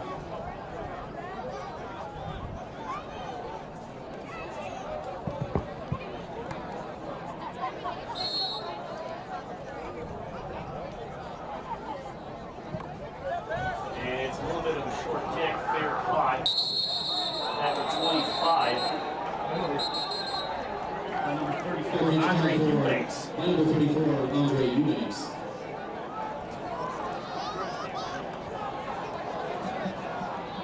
And PA, we'll see if the Golden Bears just decide to take a lead at end this half.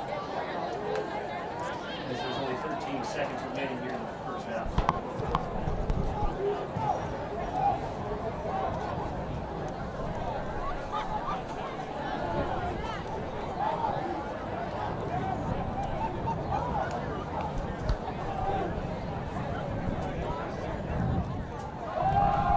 Rhoda McKenzie hands it off to Johnson. Johnson gains a Shaq Johnson couple on the carry. and is up to the Tackle 30-yard line. 98 chance. And that will take us into the half. As Minnesota State is up by 40, the score at half is 46-6, Minnesota State over Concordia.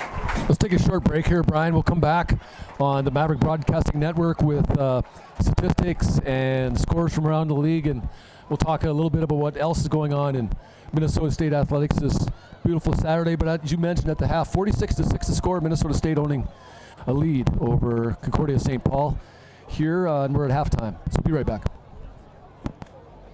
Okay, so here's our high scoring games. So the outside the wins, most points in the game is 70.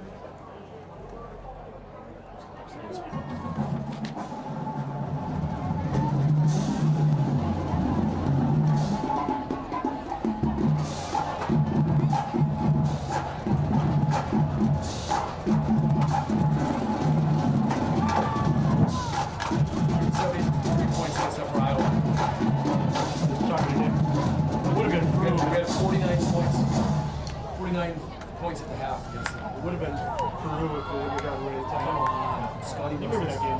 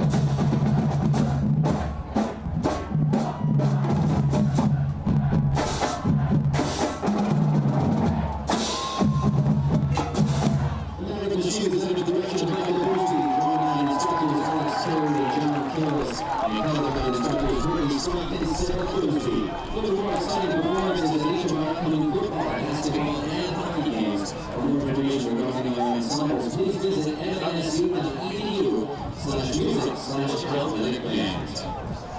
And now, Mankato fans, please welcome the Mankato dance team and their junior dancers.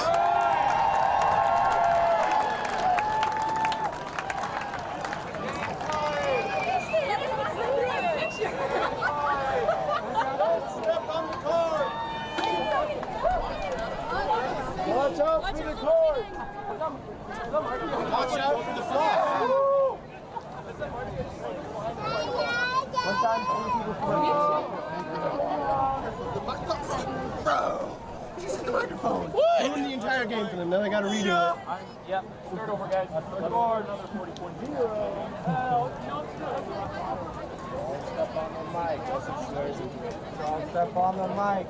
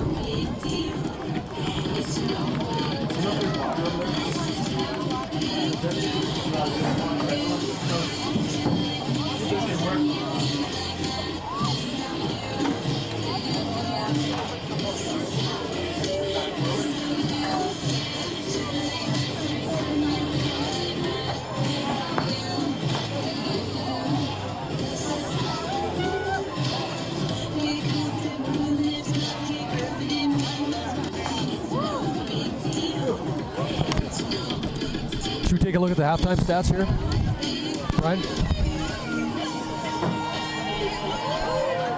Of course, Minnesota State out in front with a 46-6 lead here at the halftime. In case you're wondering, I just tweeted something, and in case you're interested and you follow Minnesota State along on social media, at MSU Mavericks is our Twitter account, the official Twitter account for Minnesota State Athletics, and also our Twitter feed for the football program is at Min State Football. That's at MINNST Football. The Mavericks with this 46-6 halftime lead. 46 halftime points is a lot. School record, in case you're wondering, for points scored in a game is 73. That happened in 2013 in a win over Upper Iowa. The Mavericks with 49 first half points in that win. So the 46 points is not a school record. And we'll see what happens here in the second half. Minnesota State with a healthy lead, however, here in the first half over Concordia-St. Paul. Yeah, some of the first half stats here. For Concordia-St. Paul, they have 15 rushing attempts for 32 yards. And only 88 passing yards for 4 for 11, which brings it to a total of 120 yards total. And on the opposite side, it's generally a big margin, as there's been a total of 18 first downs in that first half of Minnesota State on 244 yards rushing. The big one to lead to that stat was the 83-yard touchdown run by Justin Taramina early in the first quarter to set the Mavs up and give them the lead 7-0. And then the passing yards really came on here in the second quarter for the Mavs as they distributed 155 yards passing in the second quarter, led by J.D. Akawa with 101 yards. And total for the Mavs offensive yards in the first half is 409. And in that second quarter alone, MSU had 270 yards of offense in the second quarter. Rushing stats for Minnesota State, Justin Taramina has a total of 133 yards and a touchdown. Nate Dunn, 54, Thomas 11. It's a bit surprising, but maybe not for some of you. Ryan Schlicke, he's got 2 touchdowns, as long as it's a 16-yard touchdown run late in the first half. And then receiving, we're gonna shift right to Zoom Zilstra, as he's got 1 touchdown for 90 of 94 yards. And then you got Justin Arnold coming in there with 25, and then the freshman Jalen Sample, he's got 1 touchdown for 27 yards. Minnesota State's the only game going on right now. There was a game in the NSIC in football last night. Of course, we talked about that already. Minnesota picking up a 41-17 win over St. Cloud State. That was in St. Cloud. You also have a little bit later on, looking for like 3 o'clock starts, Northern State and Minnesota State Moorhead. U Mary's taking on Minot State. Minnesota Crookston plays Bemidji State. That's a 4 o'clock start. 6 p.m. you got Augustana, Wayne State, and Southwest Minnesota State. At Sioux Falls State, that's a 6 p.m. start. And also at 6:05, Winona State and Upper Iowa University. So the only game going on right now, spotlights on this NSIC tilt in the Northern Sun Conference with Minnesota State hosting Concordia-St. Paul. Of course, the Mavericks 46-6.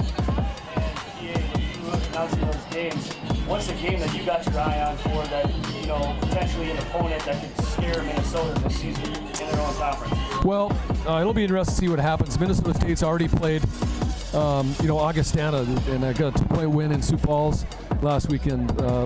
Minnesota State has played Southwest Minnesota State. That was an interesting game right here at Blakely Stadium. University of Sioux Falls, I think, is a team that Minnesota State's going to have to look at the end of the year and see where they're at. The Mavericks, of course, on the season, 2-0 on the year.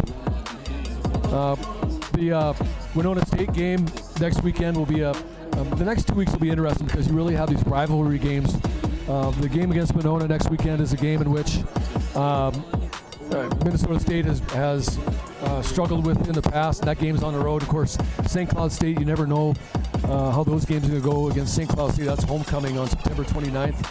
And then, of course, near the end of the year, the Mavericks do play University of Sioux Falls right here in Mankato on November 5th. That'll be a game, I think, that could have postseason implications for both teams when it's all said and done. Yeah, and also going back to the first half for Minnesota.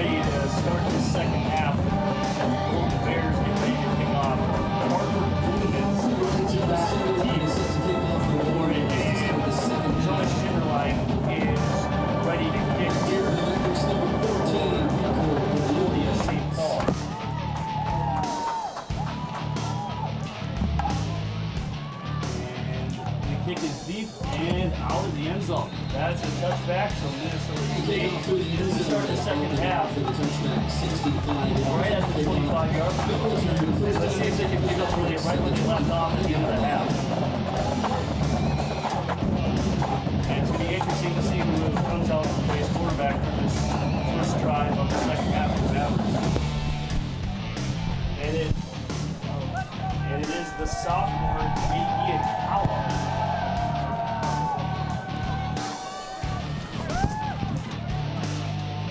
Akawa's in the shotgun. Hands it off, up the middle, pushing his way. Number 6, Justin Terramina. And Terramina was the ball carrier. Number 21, Lorenzo Kendricks. Attacked by Lorenzo Kendricks. 3-yard gain on the play, second down.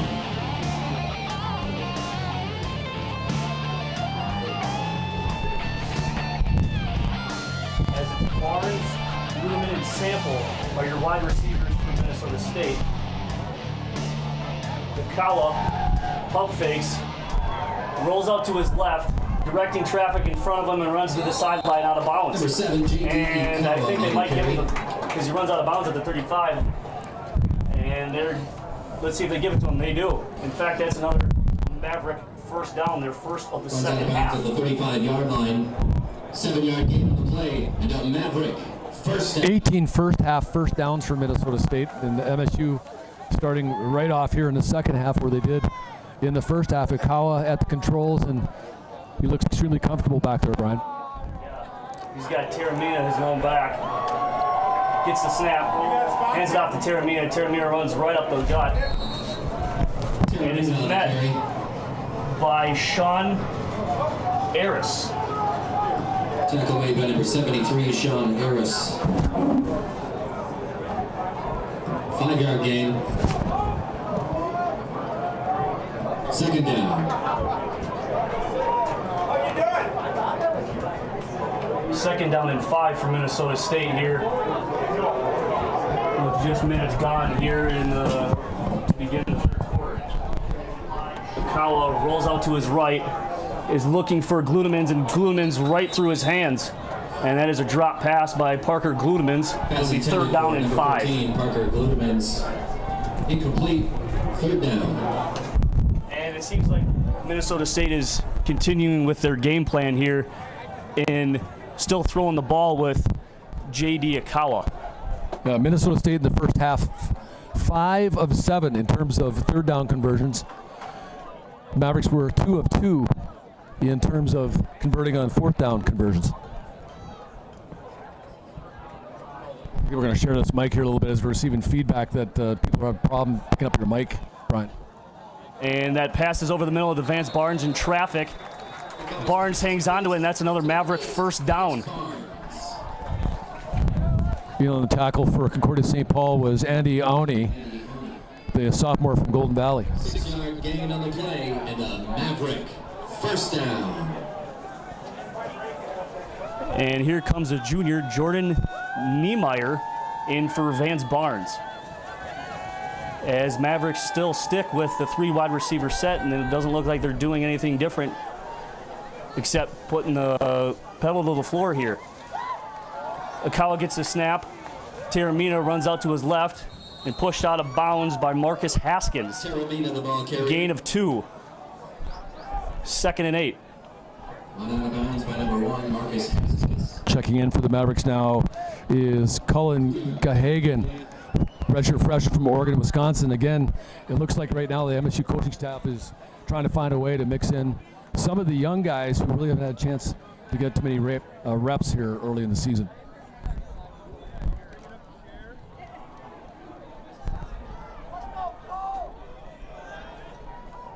But it still seems like Minnesota State is going to go with that 2 quarterback option. And they're still using their starting offensive line in a fake handoff. And Akawa takes a hit, but delivers it to the redshirt freshman, Colin Gahagan. Brought down by Marcus Haskins. Number 23, Des Bassett. And I got to tell you, JD took an absolute hit on that one, and he is completely fine. That's why he's a football player.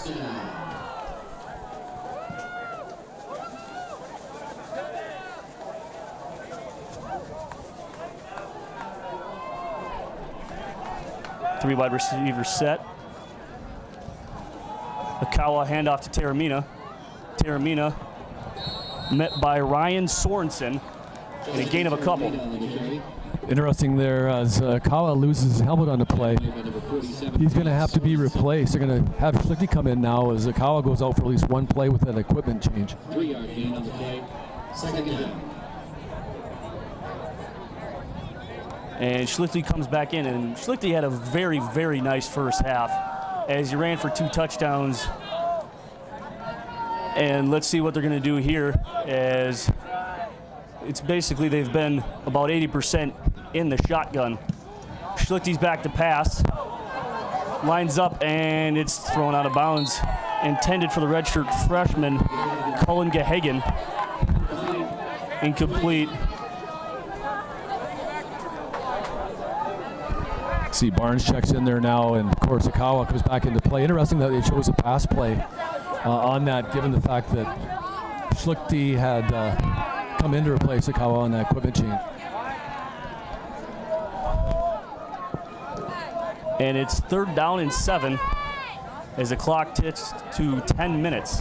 Akawa receives the snap, rolls out to his right, under a little bit of pressure, and decides to run, and runs out of bounds at the 23-yard line. And that is another Minnesota State first down. Boy, nice play by Vance Barnes there, blocking and allowed Akawa to sort of turn the corner a little bit. Barnes was being covered by Isaiah Walker, a linebacker in the play, and he got his hands on him on the front, just giving him a little push, and a couple extra yards there. Turns into a first down for the Mavericks.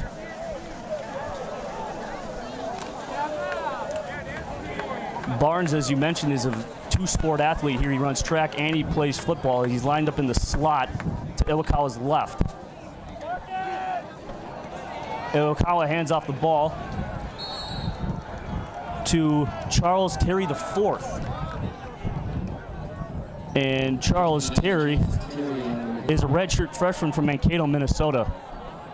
Another one of those kids out of the West football program. We have several of them, not only from Mankato East. We've talked a little bit about Des Bassett, who plays for Concordia-St. Paul, but out of the West program, Minnesota State has, of course, Ryan Schlichty, Alex Gettle, and there's Charles Terry getting a chance to carry the ball for Minnesota State. Iwakawa looks right, flushed out of the pocket, and throwing it to Vance Barnes. Did he get that 1 foot down? They're saying he did. And he's pushed out of bounds by number 14, Andy Ani. And the Mavericks are again inside red zone territory, and they're knocking at the door of another touchdown.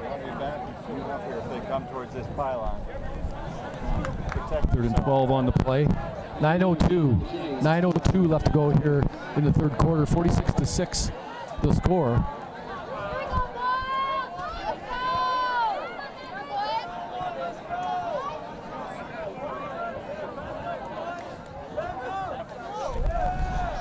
And Iwakawa looks to pass, but he's flushed out of the pocket, decides to take it himself, and he runs for a first down inside the 10-yard line, and they're signaling him down at the 8. And that's just another thing that you mentioned is Iwakawa is a very dual-threat quarterback, as he can do it with his legs and through the air. 9-yard gain on the play. And it's a gain of 9. And Mavericks are first and goal.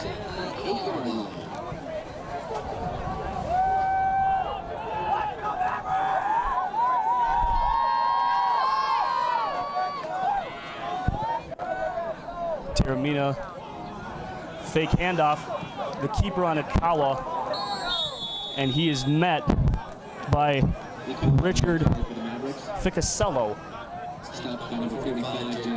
and Jake Ports. Gain of about 2. And as we're looking at this, it seems like that rest may have done some good for the Concordia defensive line, as they seem to have a little bit more pep in their step. But as here we go, second down and goal here for the Mavericks. As Iwakawa motions Pribble, and he looks for Sample as it's picked off in the end zone by Marcus Haskins. And as it was picked off in the end zone and forced out by forced out by Sample, the Golden Bears will take the ball at the 20-yard line. First turnover for Minnesota State in this game. One of the things that the Mavericks have been really good at, along with a bunch of other good things, is turnover ratio. Minnesota State just doesn't give up the ball offensively necessarily, and in that situation, you see a scoring opportunity with the ball turned over in the end zone, and Concordia-St. Paul now takes over with 7:22 left to go here in the third quarter.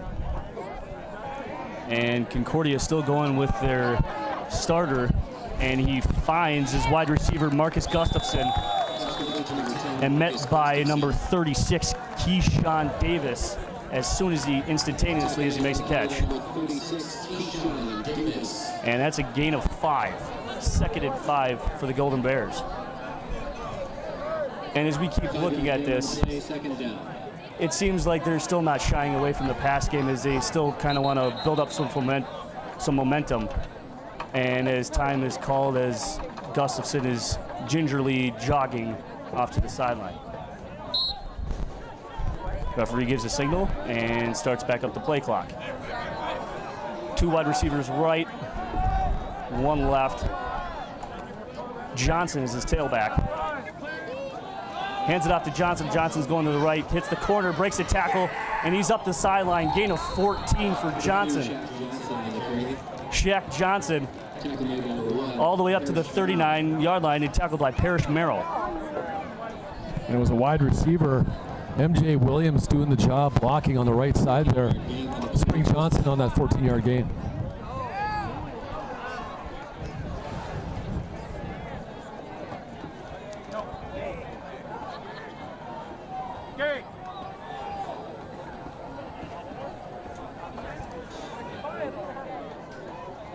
Haskins is in the shotgun. Looks, and he's met in the backfield by number 99, Braden Thomas, and he breaks loose, and he still finds time to throw it away. And there's a little bit of, I think, a little bit of frustration coming down on the side of the Golden Bears here, as there's a little bit of scuffle down, and I think the referees are just kind of letting them play it out. Better good job by the MSU defensive line to get into the backfield, almost a sack. The pass goes incomplete, but there was really nobody that was going to be able to catch that ball, Brian. And even though there was nobody in there, it's not intentional grounding because he was outside the pocket. And second down and 10, hands it off to Johnson. Johnson takes up the gut, and gain of 5. Tackled by Jake Shaper. And that's the first time we called his name. And now it's 3rd and 5 for the Golden Bears, as Coach Hopner turns to the sidelines and is trying to get this MSU crowd back into the game a little bit.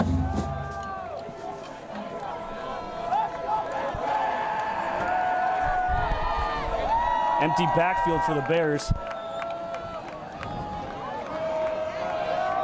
Haskins signaling gets the snap, and met in the backfield, and he avoids it, but he's not going anywhere, as he's brought down for a loss of 1. McKenzie is the ball carrier, loss of 1. And sacked by Zach Robertson, and that forces the Golden Bears here to punt.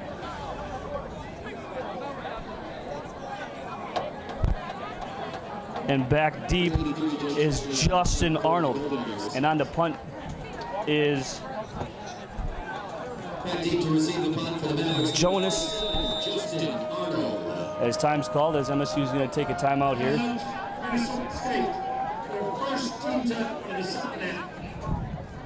Fans, who wants a free pizza ranch buffet? The Mavericks free team will be handing out certificates to some lucky fans. And we'll be right back in 30 seconds.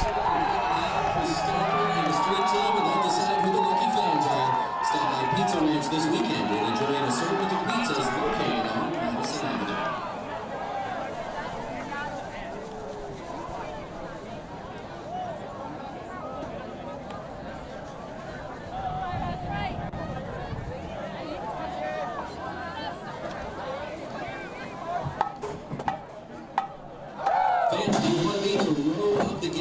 Next in place, the Maverick Street team will be looking for the loudest scorers. Be today's Dickies Big Yellow scorer of the game.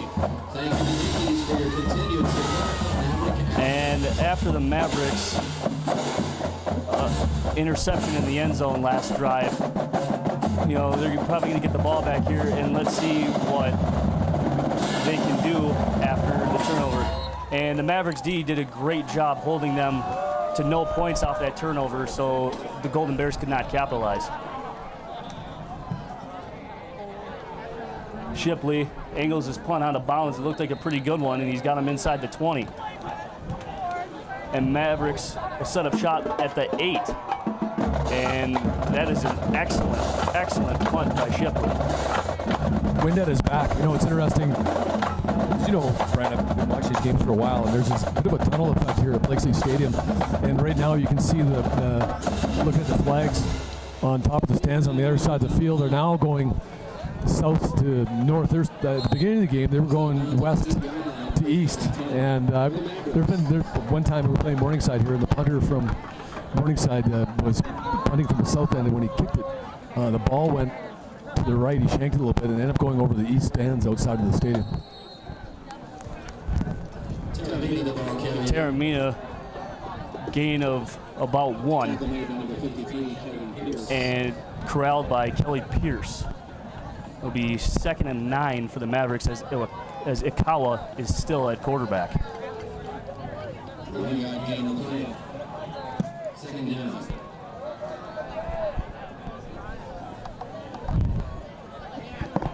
.346 left on the clock here.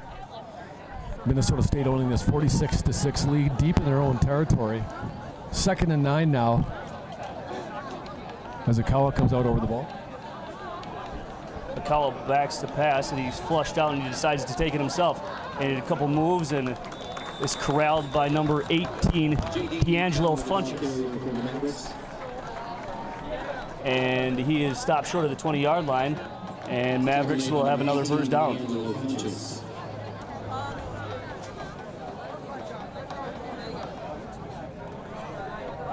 Gain on the play. Good for the Maverick. First down.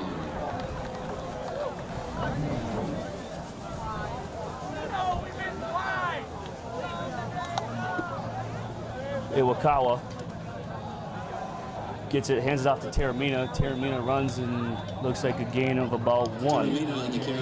And it seems like even though when they're running the ball, they're beating Matt at the line of scrimmage, they're still finding a way to not even have a loss. They're finding ways to get 1 or 2 yards, and it just looks like a little bit of a wear and tear on that defensive line. But that offensive line is doing wonders for Iwakawa and Schlichty today. The young group of wide receivers. Iwakawa gets the snap, gives it to Taramia. Taramia jumps to the outside, looks at it, and is met and tackled by Andy Ani. Gain of about 6.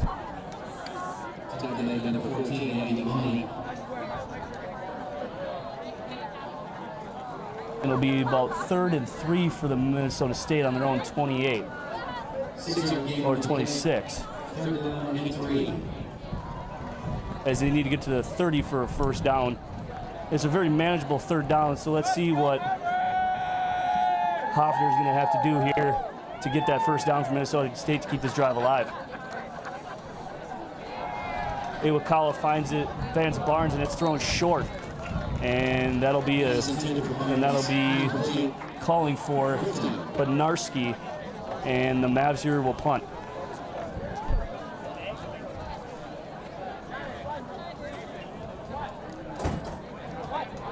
As Keon Walters is back deep for the Golden Bears, Bednarski is set to punt. Number 15, Casey Bednarski comes out of the punt for the Mavericks. Back to receive the punt for the Golden Bears, number 11, Keon Walters.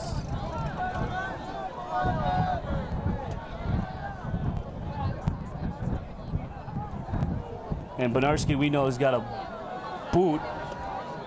And Keon Walters calls for a fair catch and bobbles it at the 35, and he was almost ran into it as well. And he's lucky to even hang on to that ball. And it's a first down and 10 for Concordia. 39 yards on the punt, first down and 10 for the Golden Bears. And the Golden Bears decide to go with Maxim Hutton here, the 6'3" quarterback, a junior out of Victoria, Minnesota.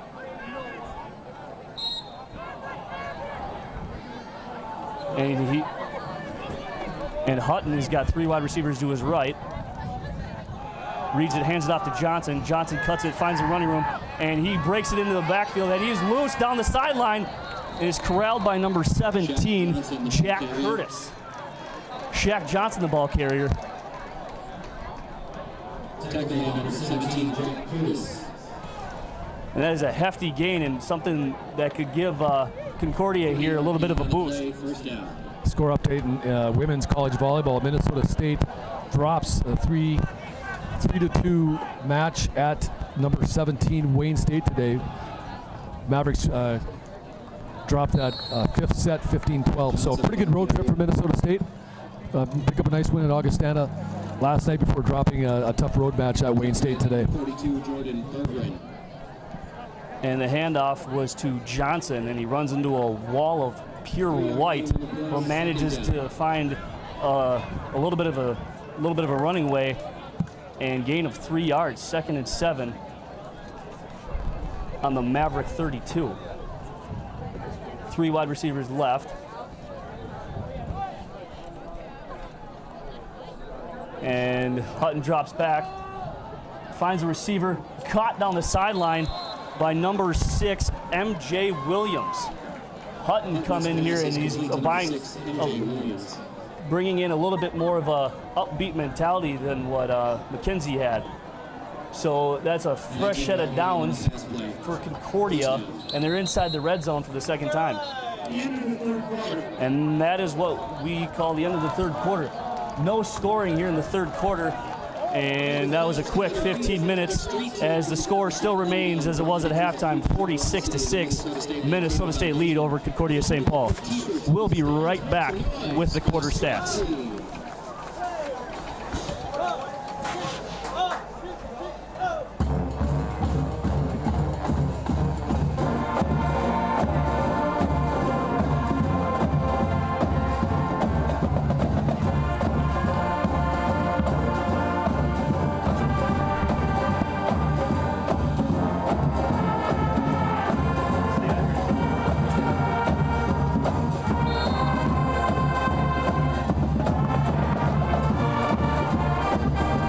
As we're back here at the start of the fourth quarter, let's see what the Mavs defense can do inside their own red zone. Hutton receives the snap, drops back to pass, is looking right for MJ Williams, and that'll be a pass interference call on number 32, Spencer Hermes.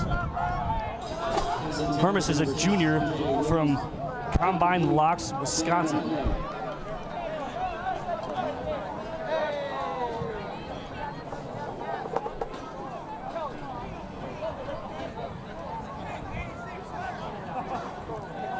And the refs are having a lengthy discussion on this.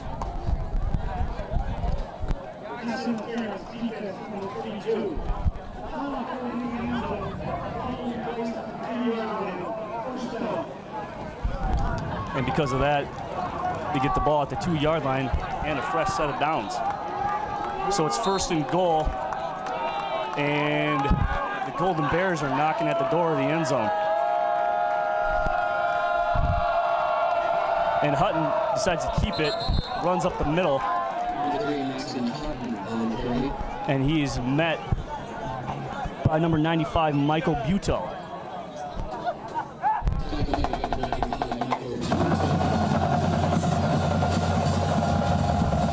And as Shaq Johnson comes in, so does Jeremiah Johnson, the redshirt freshman from Miami, Florida.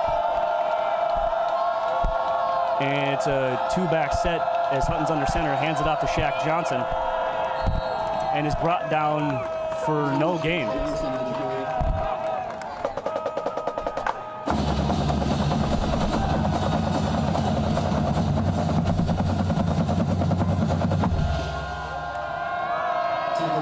And it's 3rd and goal here, and let's see if the Mavericks can take a stand here.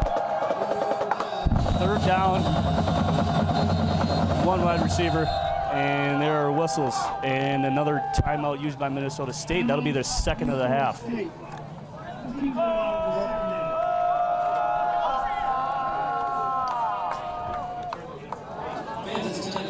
These lucky fans giveaway. The street team is going to select the rowdiest fans in the stands, so get on your feet and make some noise. The defense, after coming out for the second half, it's done fairly well. I mean, we're going to see this is going to put a little bit of a test. I mean, it's 3rd and goal, and this could definitely be potentially a 4-down territory for the Golden Bears as they are down by a significant margin. And let's see what the defensive coordinator from Minnesota State is going to draw up here, and let's see if the Mavericks can put a stop to it. As the junior Hutton leads his offense onto the field from the timeout, Shaq Johnson's his back. Williams and Holmes are his wide receivers. 3rd down and goal. Puts 2 in motion. And motions is back again. Hands off to Shaq Johnson, and he is untouched into the end zone. Touchdown, Golden Bears.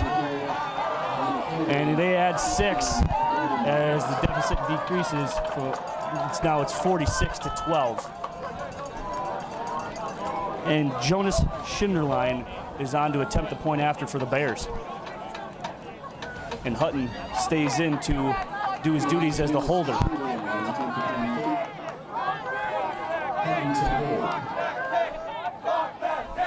That was a decent drive put together by the Golden Bears as it leads to their second touchdown of the afternoon. And Schinderline's extra point is good.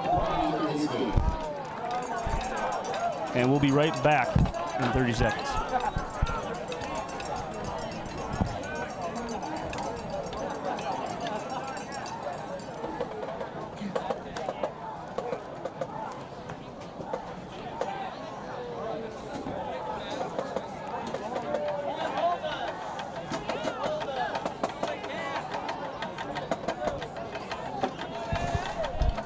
And the scoring summary from the Golden Bears. 6 plays, 65 yards, 2 minutes and 40 seconds. And a 1-yard touchdown run by Shaq Johnson, untouched into the end zone. And the new score reads, Mavericks 46, Concordia-St. Paul 13. And back to receive the kick is Parker Gudemans as Schinderline gets set to kick off. And this score right now resembles a lot what happened last year back in St. Paul, as last year's game ended 47-10 in favor of the Mavericks. And, with that second quarter, no scoring, we could be in for a quiet second half. And boom! Schinderline's got a short kick, received at the 10.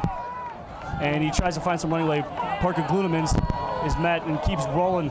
He's rumbling, he's bumbling, and he's stumbling for extra yards, and he's got to the 32. And that was a nice 22-yard return by Parker Gudemans with what he's got.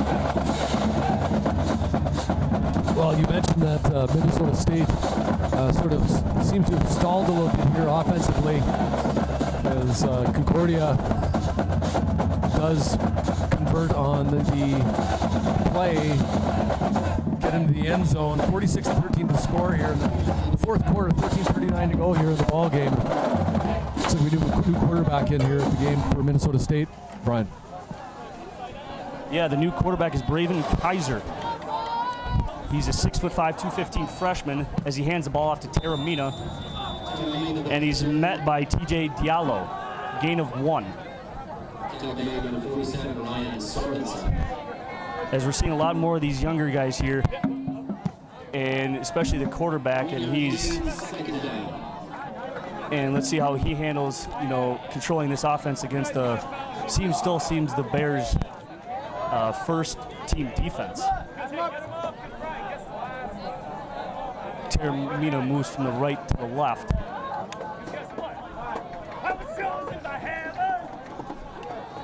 Receives the snap, hands it off to Taramina. Taramina runs up and is met immediately by number 44, Andrew Costello. tackle made by number 34, Andrew Costello. And it's 3rd down and 6 for the Mavs. And let's see if they can convert here. You got Sample, the lone receiver, up at the top of your screen. Parker Glutemans, along with the junior Jordan Niemeyer. Kaiser drops back, finds it over the middle, and incomplete over the head.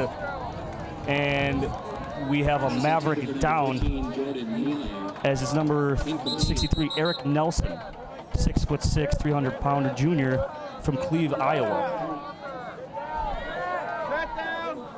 And we're going to take a short break.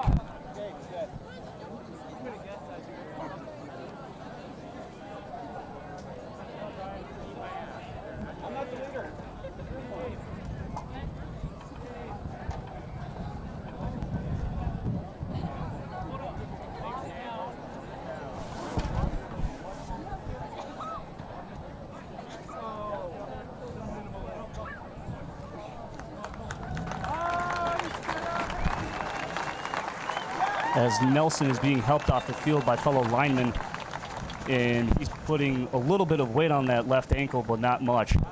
And Minnesota State is facing a 4th down and 6 at their own 36. So fair enough to say that they're probably going to punt here. And coming out to punt is number 26, Luke Williams. This is his first punt of the day. He did a kickoff earlier in the first half. And back deep for the Golden Bears is Keon Walters.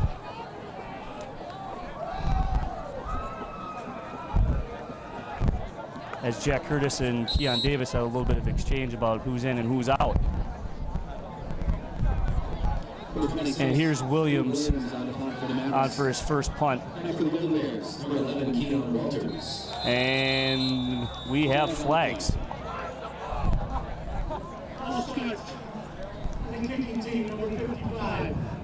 And that was a false start on the linebacking junior, Destin Woody. And that sets the Mavericks up even back a little further, 4th and 11. As Walters steps in a little bit from where he originally was, he's lined up at the 26-yard line. And here's a punt from Williams, and it's a good one. Walters running to his left, and he's going to let it bounce. And it's going to roll out at the 18-yard line for the Golden Bears, and they will set up shop inside their 20. And seems like Maxon Hutton is going to come back in as he led the Golden Bears.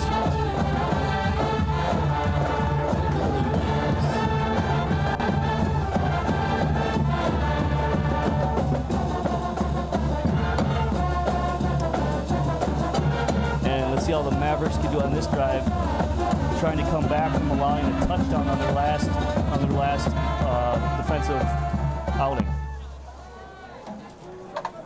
Hutton motions a man from left to right. Hutton drops back, feels a little pressure, steps up in the pocket, and looks and throws into double coverage. He was looking for his wideout, Dante Holmes, and it's incomplete. 2nd and 10 for Concordia. And in coverage was number 36, Keyshawn Davis, and number 32, Spencer Hermes.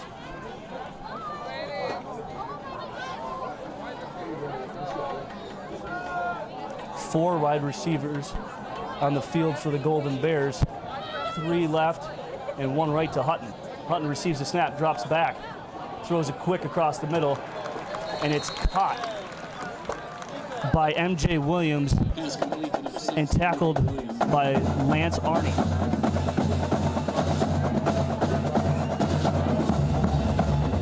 And it was a gain of 4.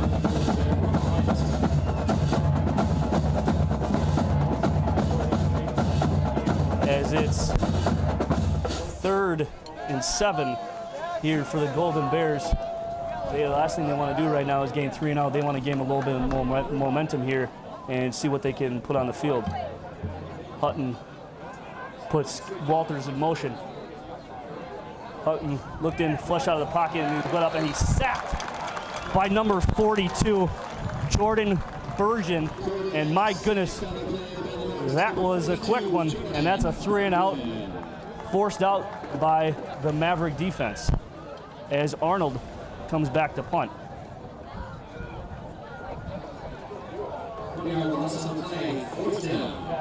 And it was a 2-yard loss on the play, so it's 4th and 7. And Shipley. And Arnold is lined up just a little beyond the 50-yard line.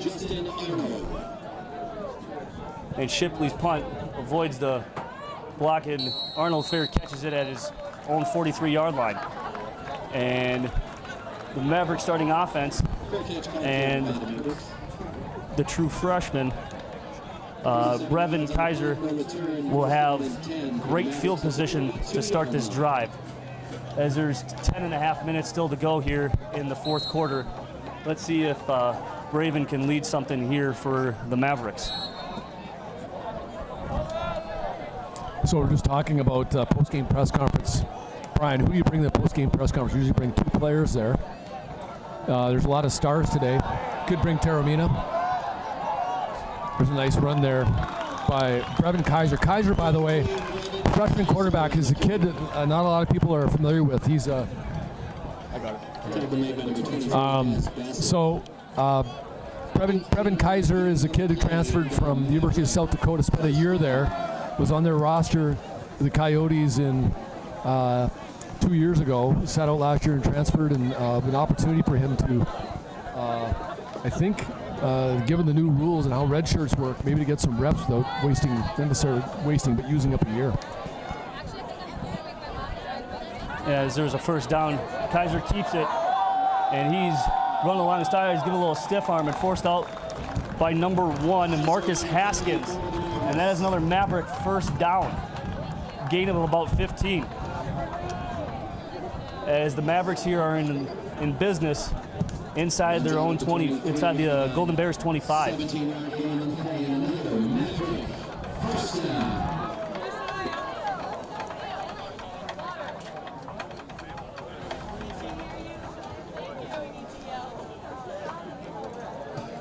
Seems like they're gonna have a little faith in Kaiser here, and the handoff goes to number 22, Ian Pribble.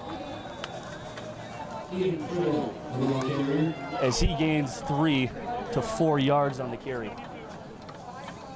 And it's 2nd and 6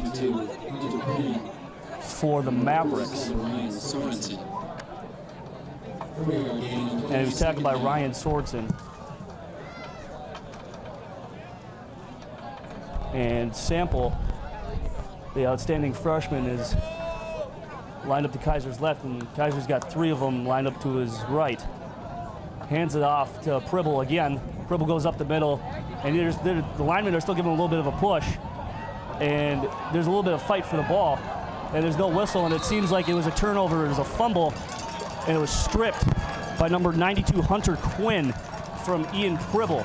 And that is the 2nd turnover of the game for the Mavericks, 1 through the air and 1 on the ground. And the Golden Bears get the ball back pretty quick as they start the ball on their 25-yard line. And fans, we'd like to mention the football luncheon. The Minnesota State football luncheons will begin this Wednesday at 11:45 a.m. at the Loose Moose. The luncheons, which will be held the day before each home game this season, will feature coaches' presentation, Q&A, and Maverick student athletes. And the luncheon is open to the public, as there's a handoff to number 15, Emmanuel Jones, as he stiff arms and gets back to the line of scrimmage. And he is met and tackled by Cheyenne Bradford. And Hutton's signaling the play as he's got a back beside him on both sides. 2 wide receivers left, 1 right. He's in the shotgun. And Hutton motions and hands the ball off to the freshman from Miami, Jeremiah Johnson. Number 27, Jeremiah Johnson, the ball carrier. And he gains 2 on the play.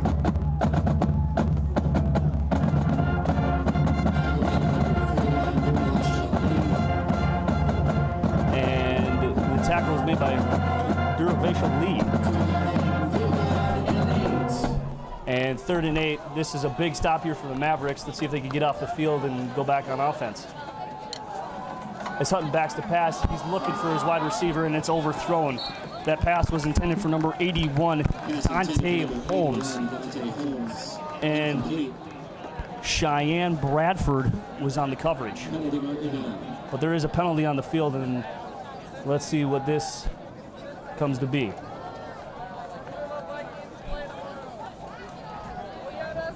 As we were saying, that could have been a crucial 4th down stop if it stands.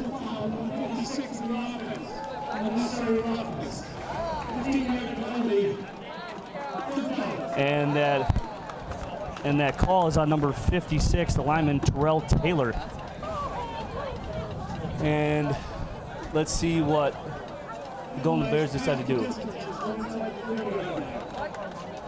And it is 4th down for the Golden Bears.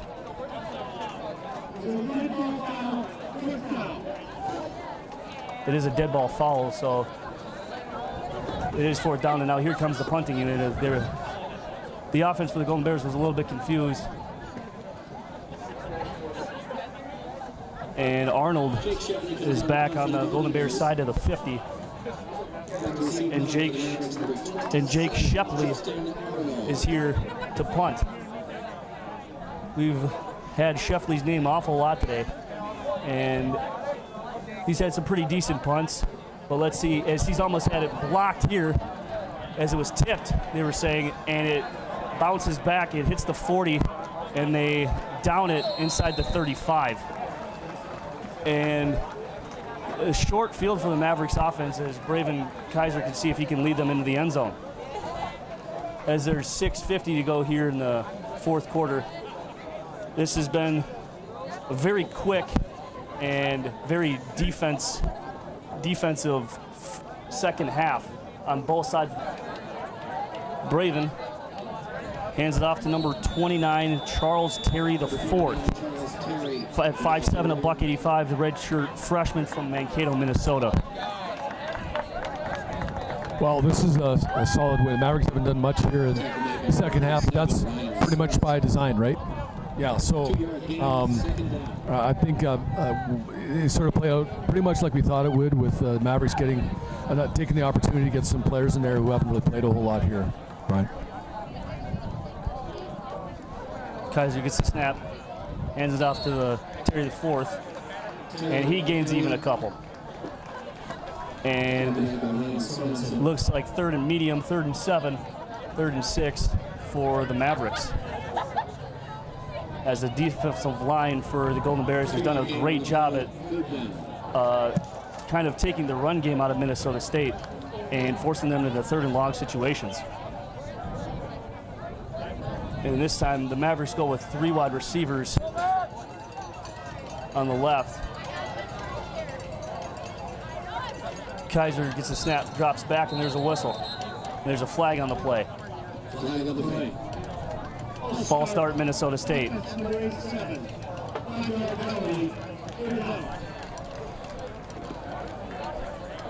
And we know we have a kicker in Benarski, but with this late, I wonder if they would actually go for it if they get stopped here on 4th down. But they're at the 36 of the Golden Bears, and 3rd and 11.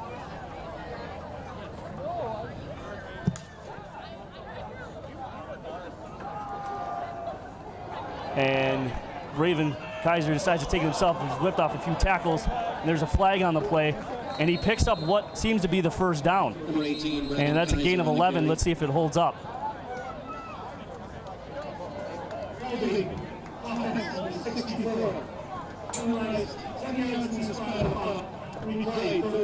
And that play is a mute point as it comes up to about 3rd and a mile. Seems to be I don't think it's really third and a mile, is it? Are you, it might be. It might be. You never know. I mean, that's just a little bit over exaggeration just to catch the eye of a few fans. And it's for effect. Kaiser drops back to pass, finds it over the middle, and he was hit before the ball was there. And it was still caught by number 13, Jordan Niemeyer. Oh, it was incomplete, but that'll be a pass interference. Pass interference, defense, number 39. And that comes on Parker Powers, redshirt freshman from Tabor, Iowa. And the Mavericks get a fresh set of downs.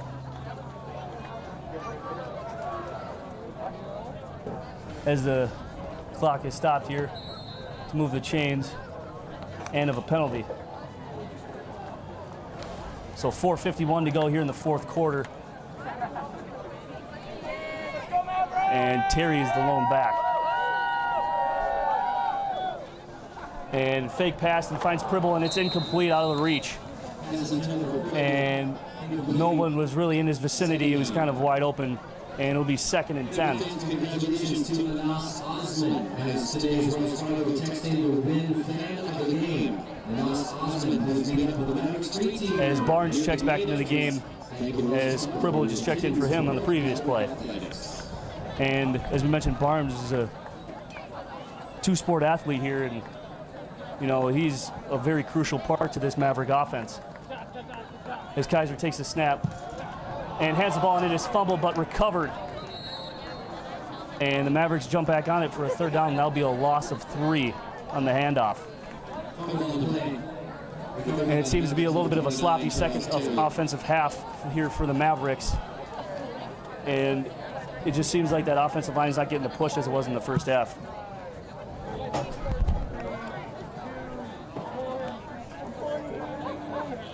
And we'll go here 3rd and 13, 3rd and 14. And 4 wide receivers set. Kaiser drops back to pass, looks left, surveying his options, throws it deep for Parker, and it is broken up by number 39, Parker Powers, in the end zone. And it was intended for Glutamins. And it's 4th down for the Mavs, and let's see what they do here.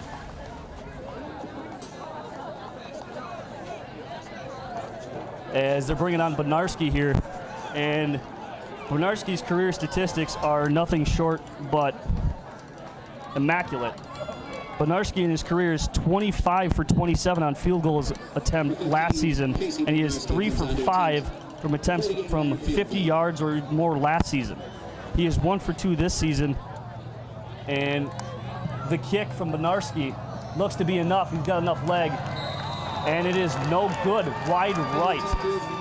And that 47-yard kick is a little bit of a disappointment. But on talking about Benarski, and that was his first time we've seen him for a field goal attempt in this game in his career.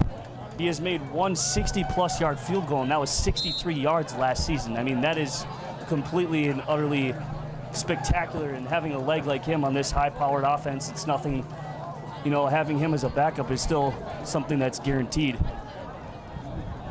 As Hutton brings out his offense here, the 4 wide receiver set, Hutton looks right and is finding nothing, but he throws it into some traffic and caught by number 81, Dante Holmes, and he's tackled by Kobe Brown. Number 31, Zion Bell.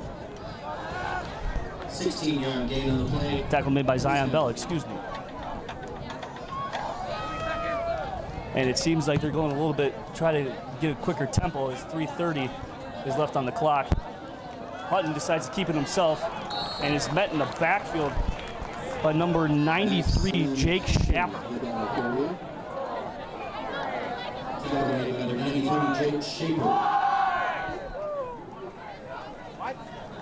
And one of the things that Mavericks have done well in this game is, now that's in the back, they're switching out their defensive backs, their linebacker and their defensive line quite frequently, more than what they did at the beginning of the game. and 3 wide receivers right, 1 left as it jumps off sides. It looks like a free play for the Golden Bears as he avoids pressure. Hutton complete to MJ Williams, tackled by number 38, Joey Roth.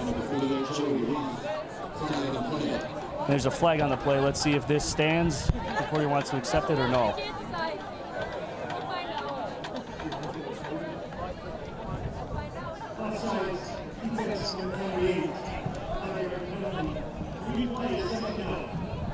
And that play is negated by the offsides penalty by Chance Bowen. As the clock starts winding down to under 3 minutes.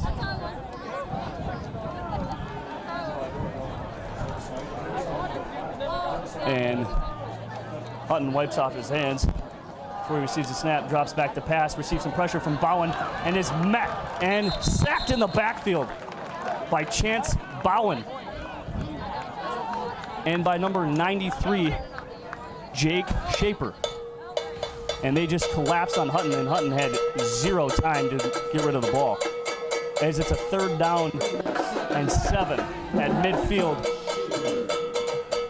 As Hutton has got 1 wide receiver to his left, 3 right, and a tailback to his right.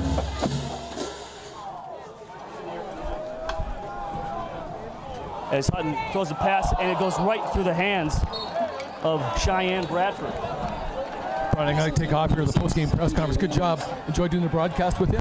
Looking forward to you doing some more games for us as the season progresses. Thanks, PA. Appreciate it. And as time goes on, let's see if the Golden Bears here go for it. As it looks like they want to keep their offense out there and for this time.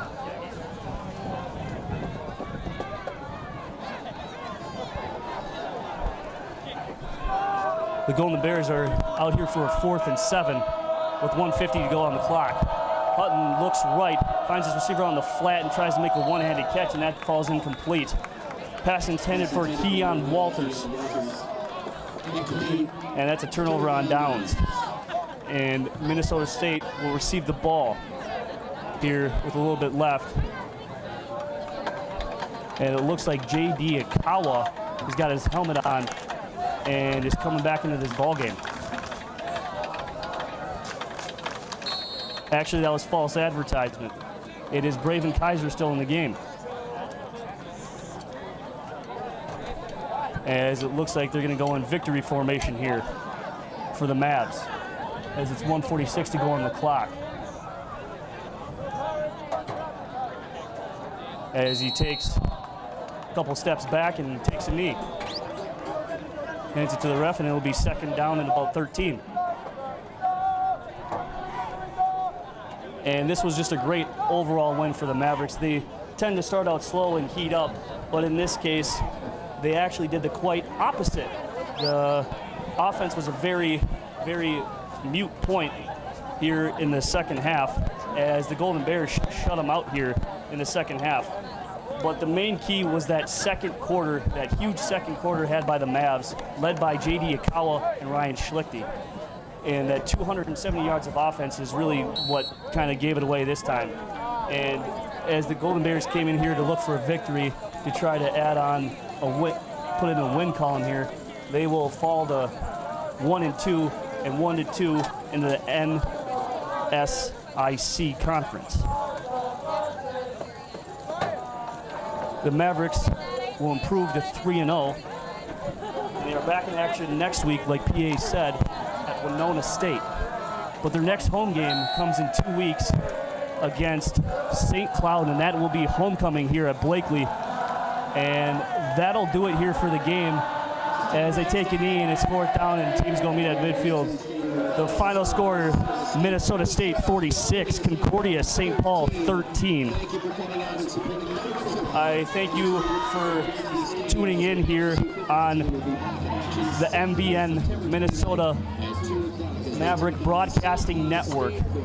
And thank you to my partner and the athletic director, PA, and myself. And for all of us here at Minnesota State. Have a safe drive home, and if you are watching, have a good night and good evening.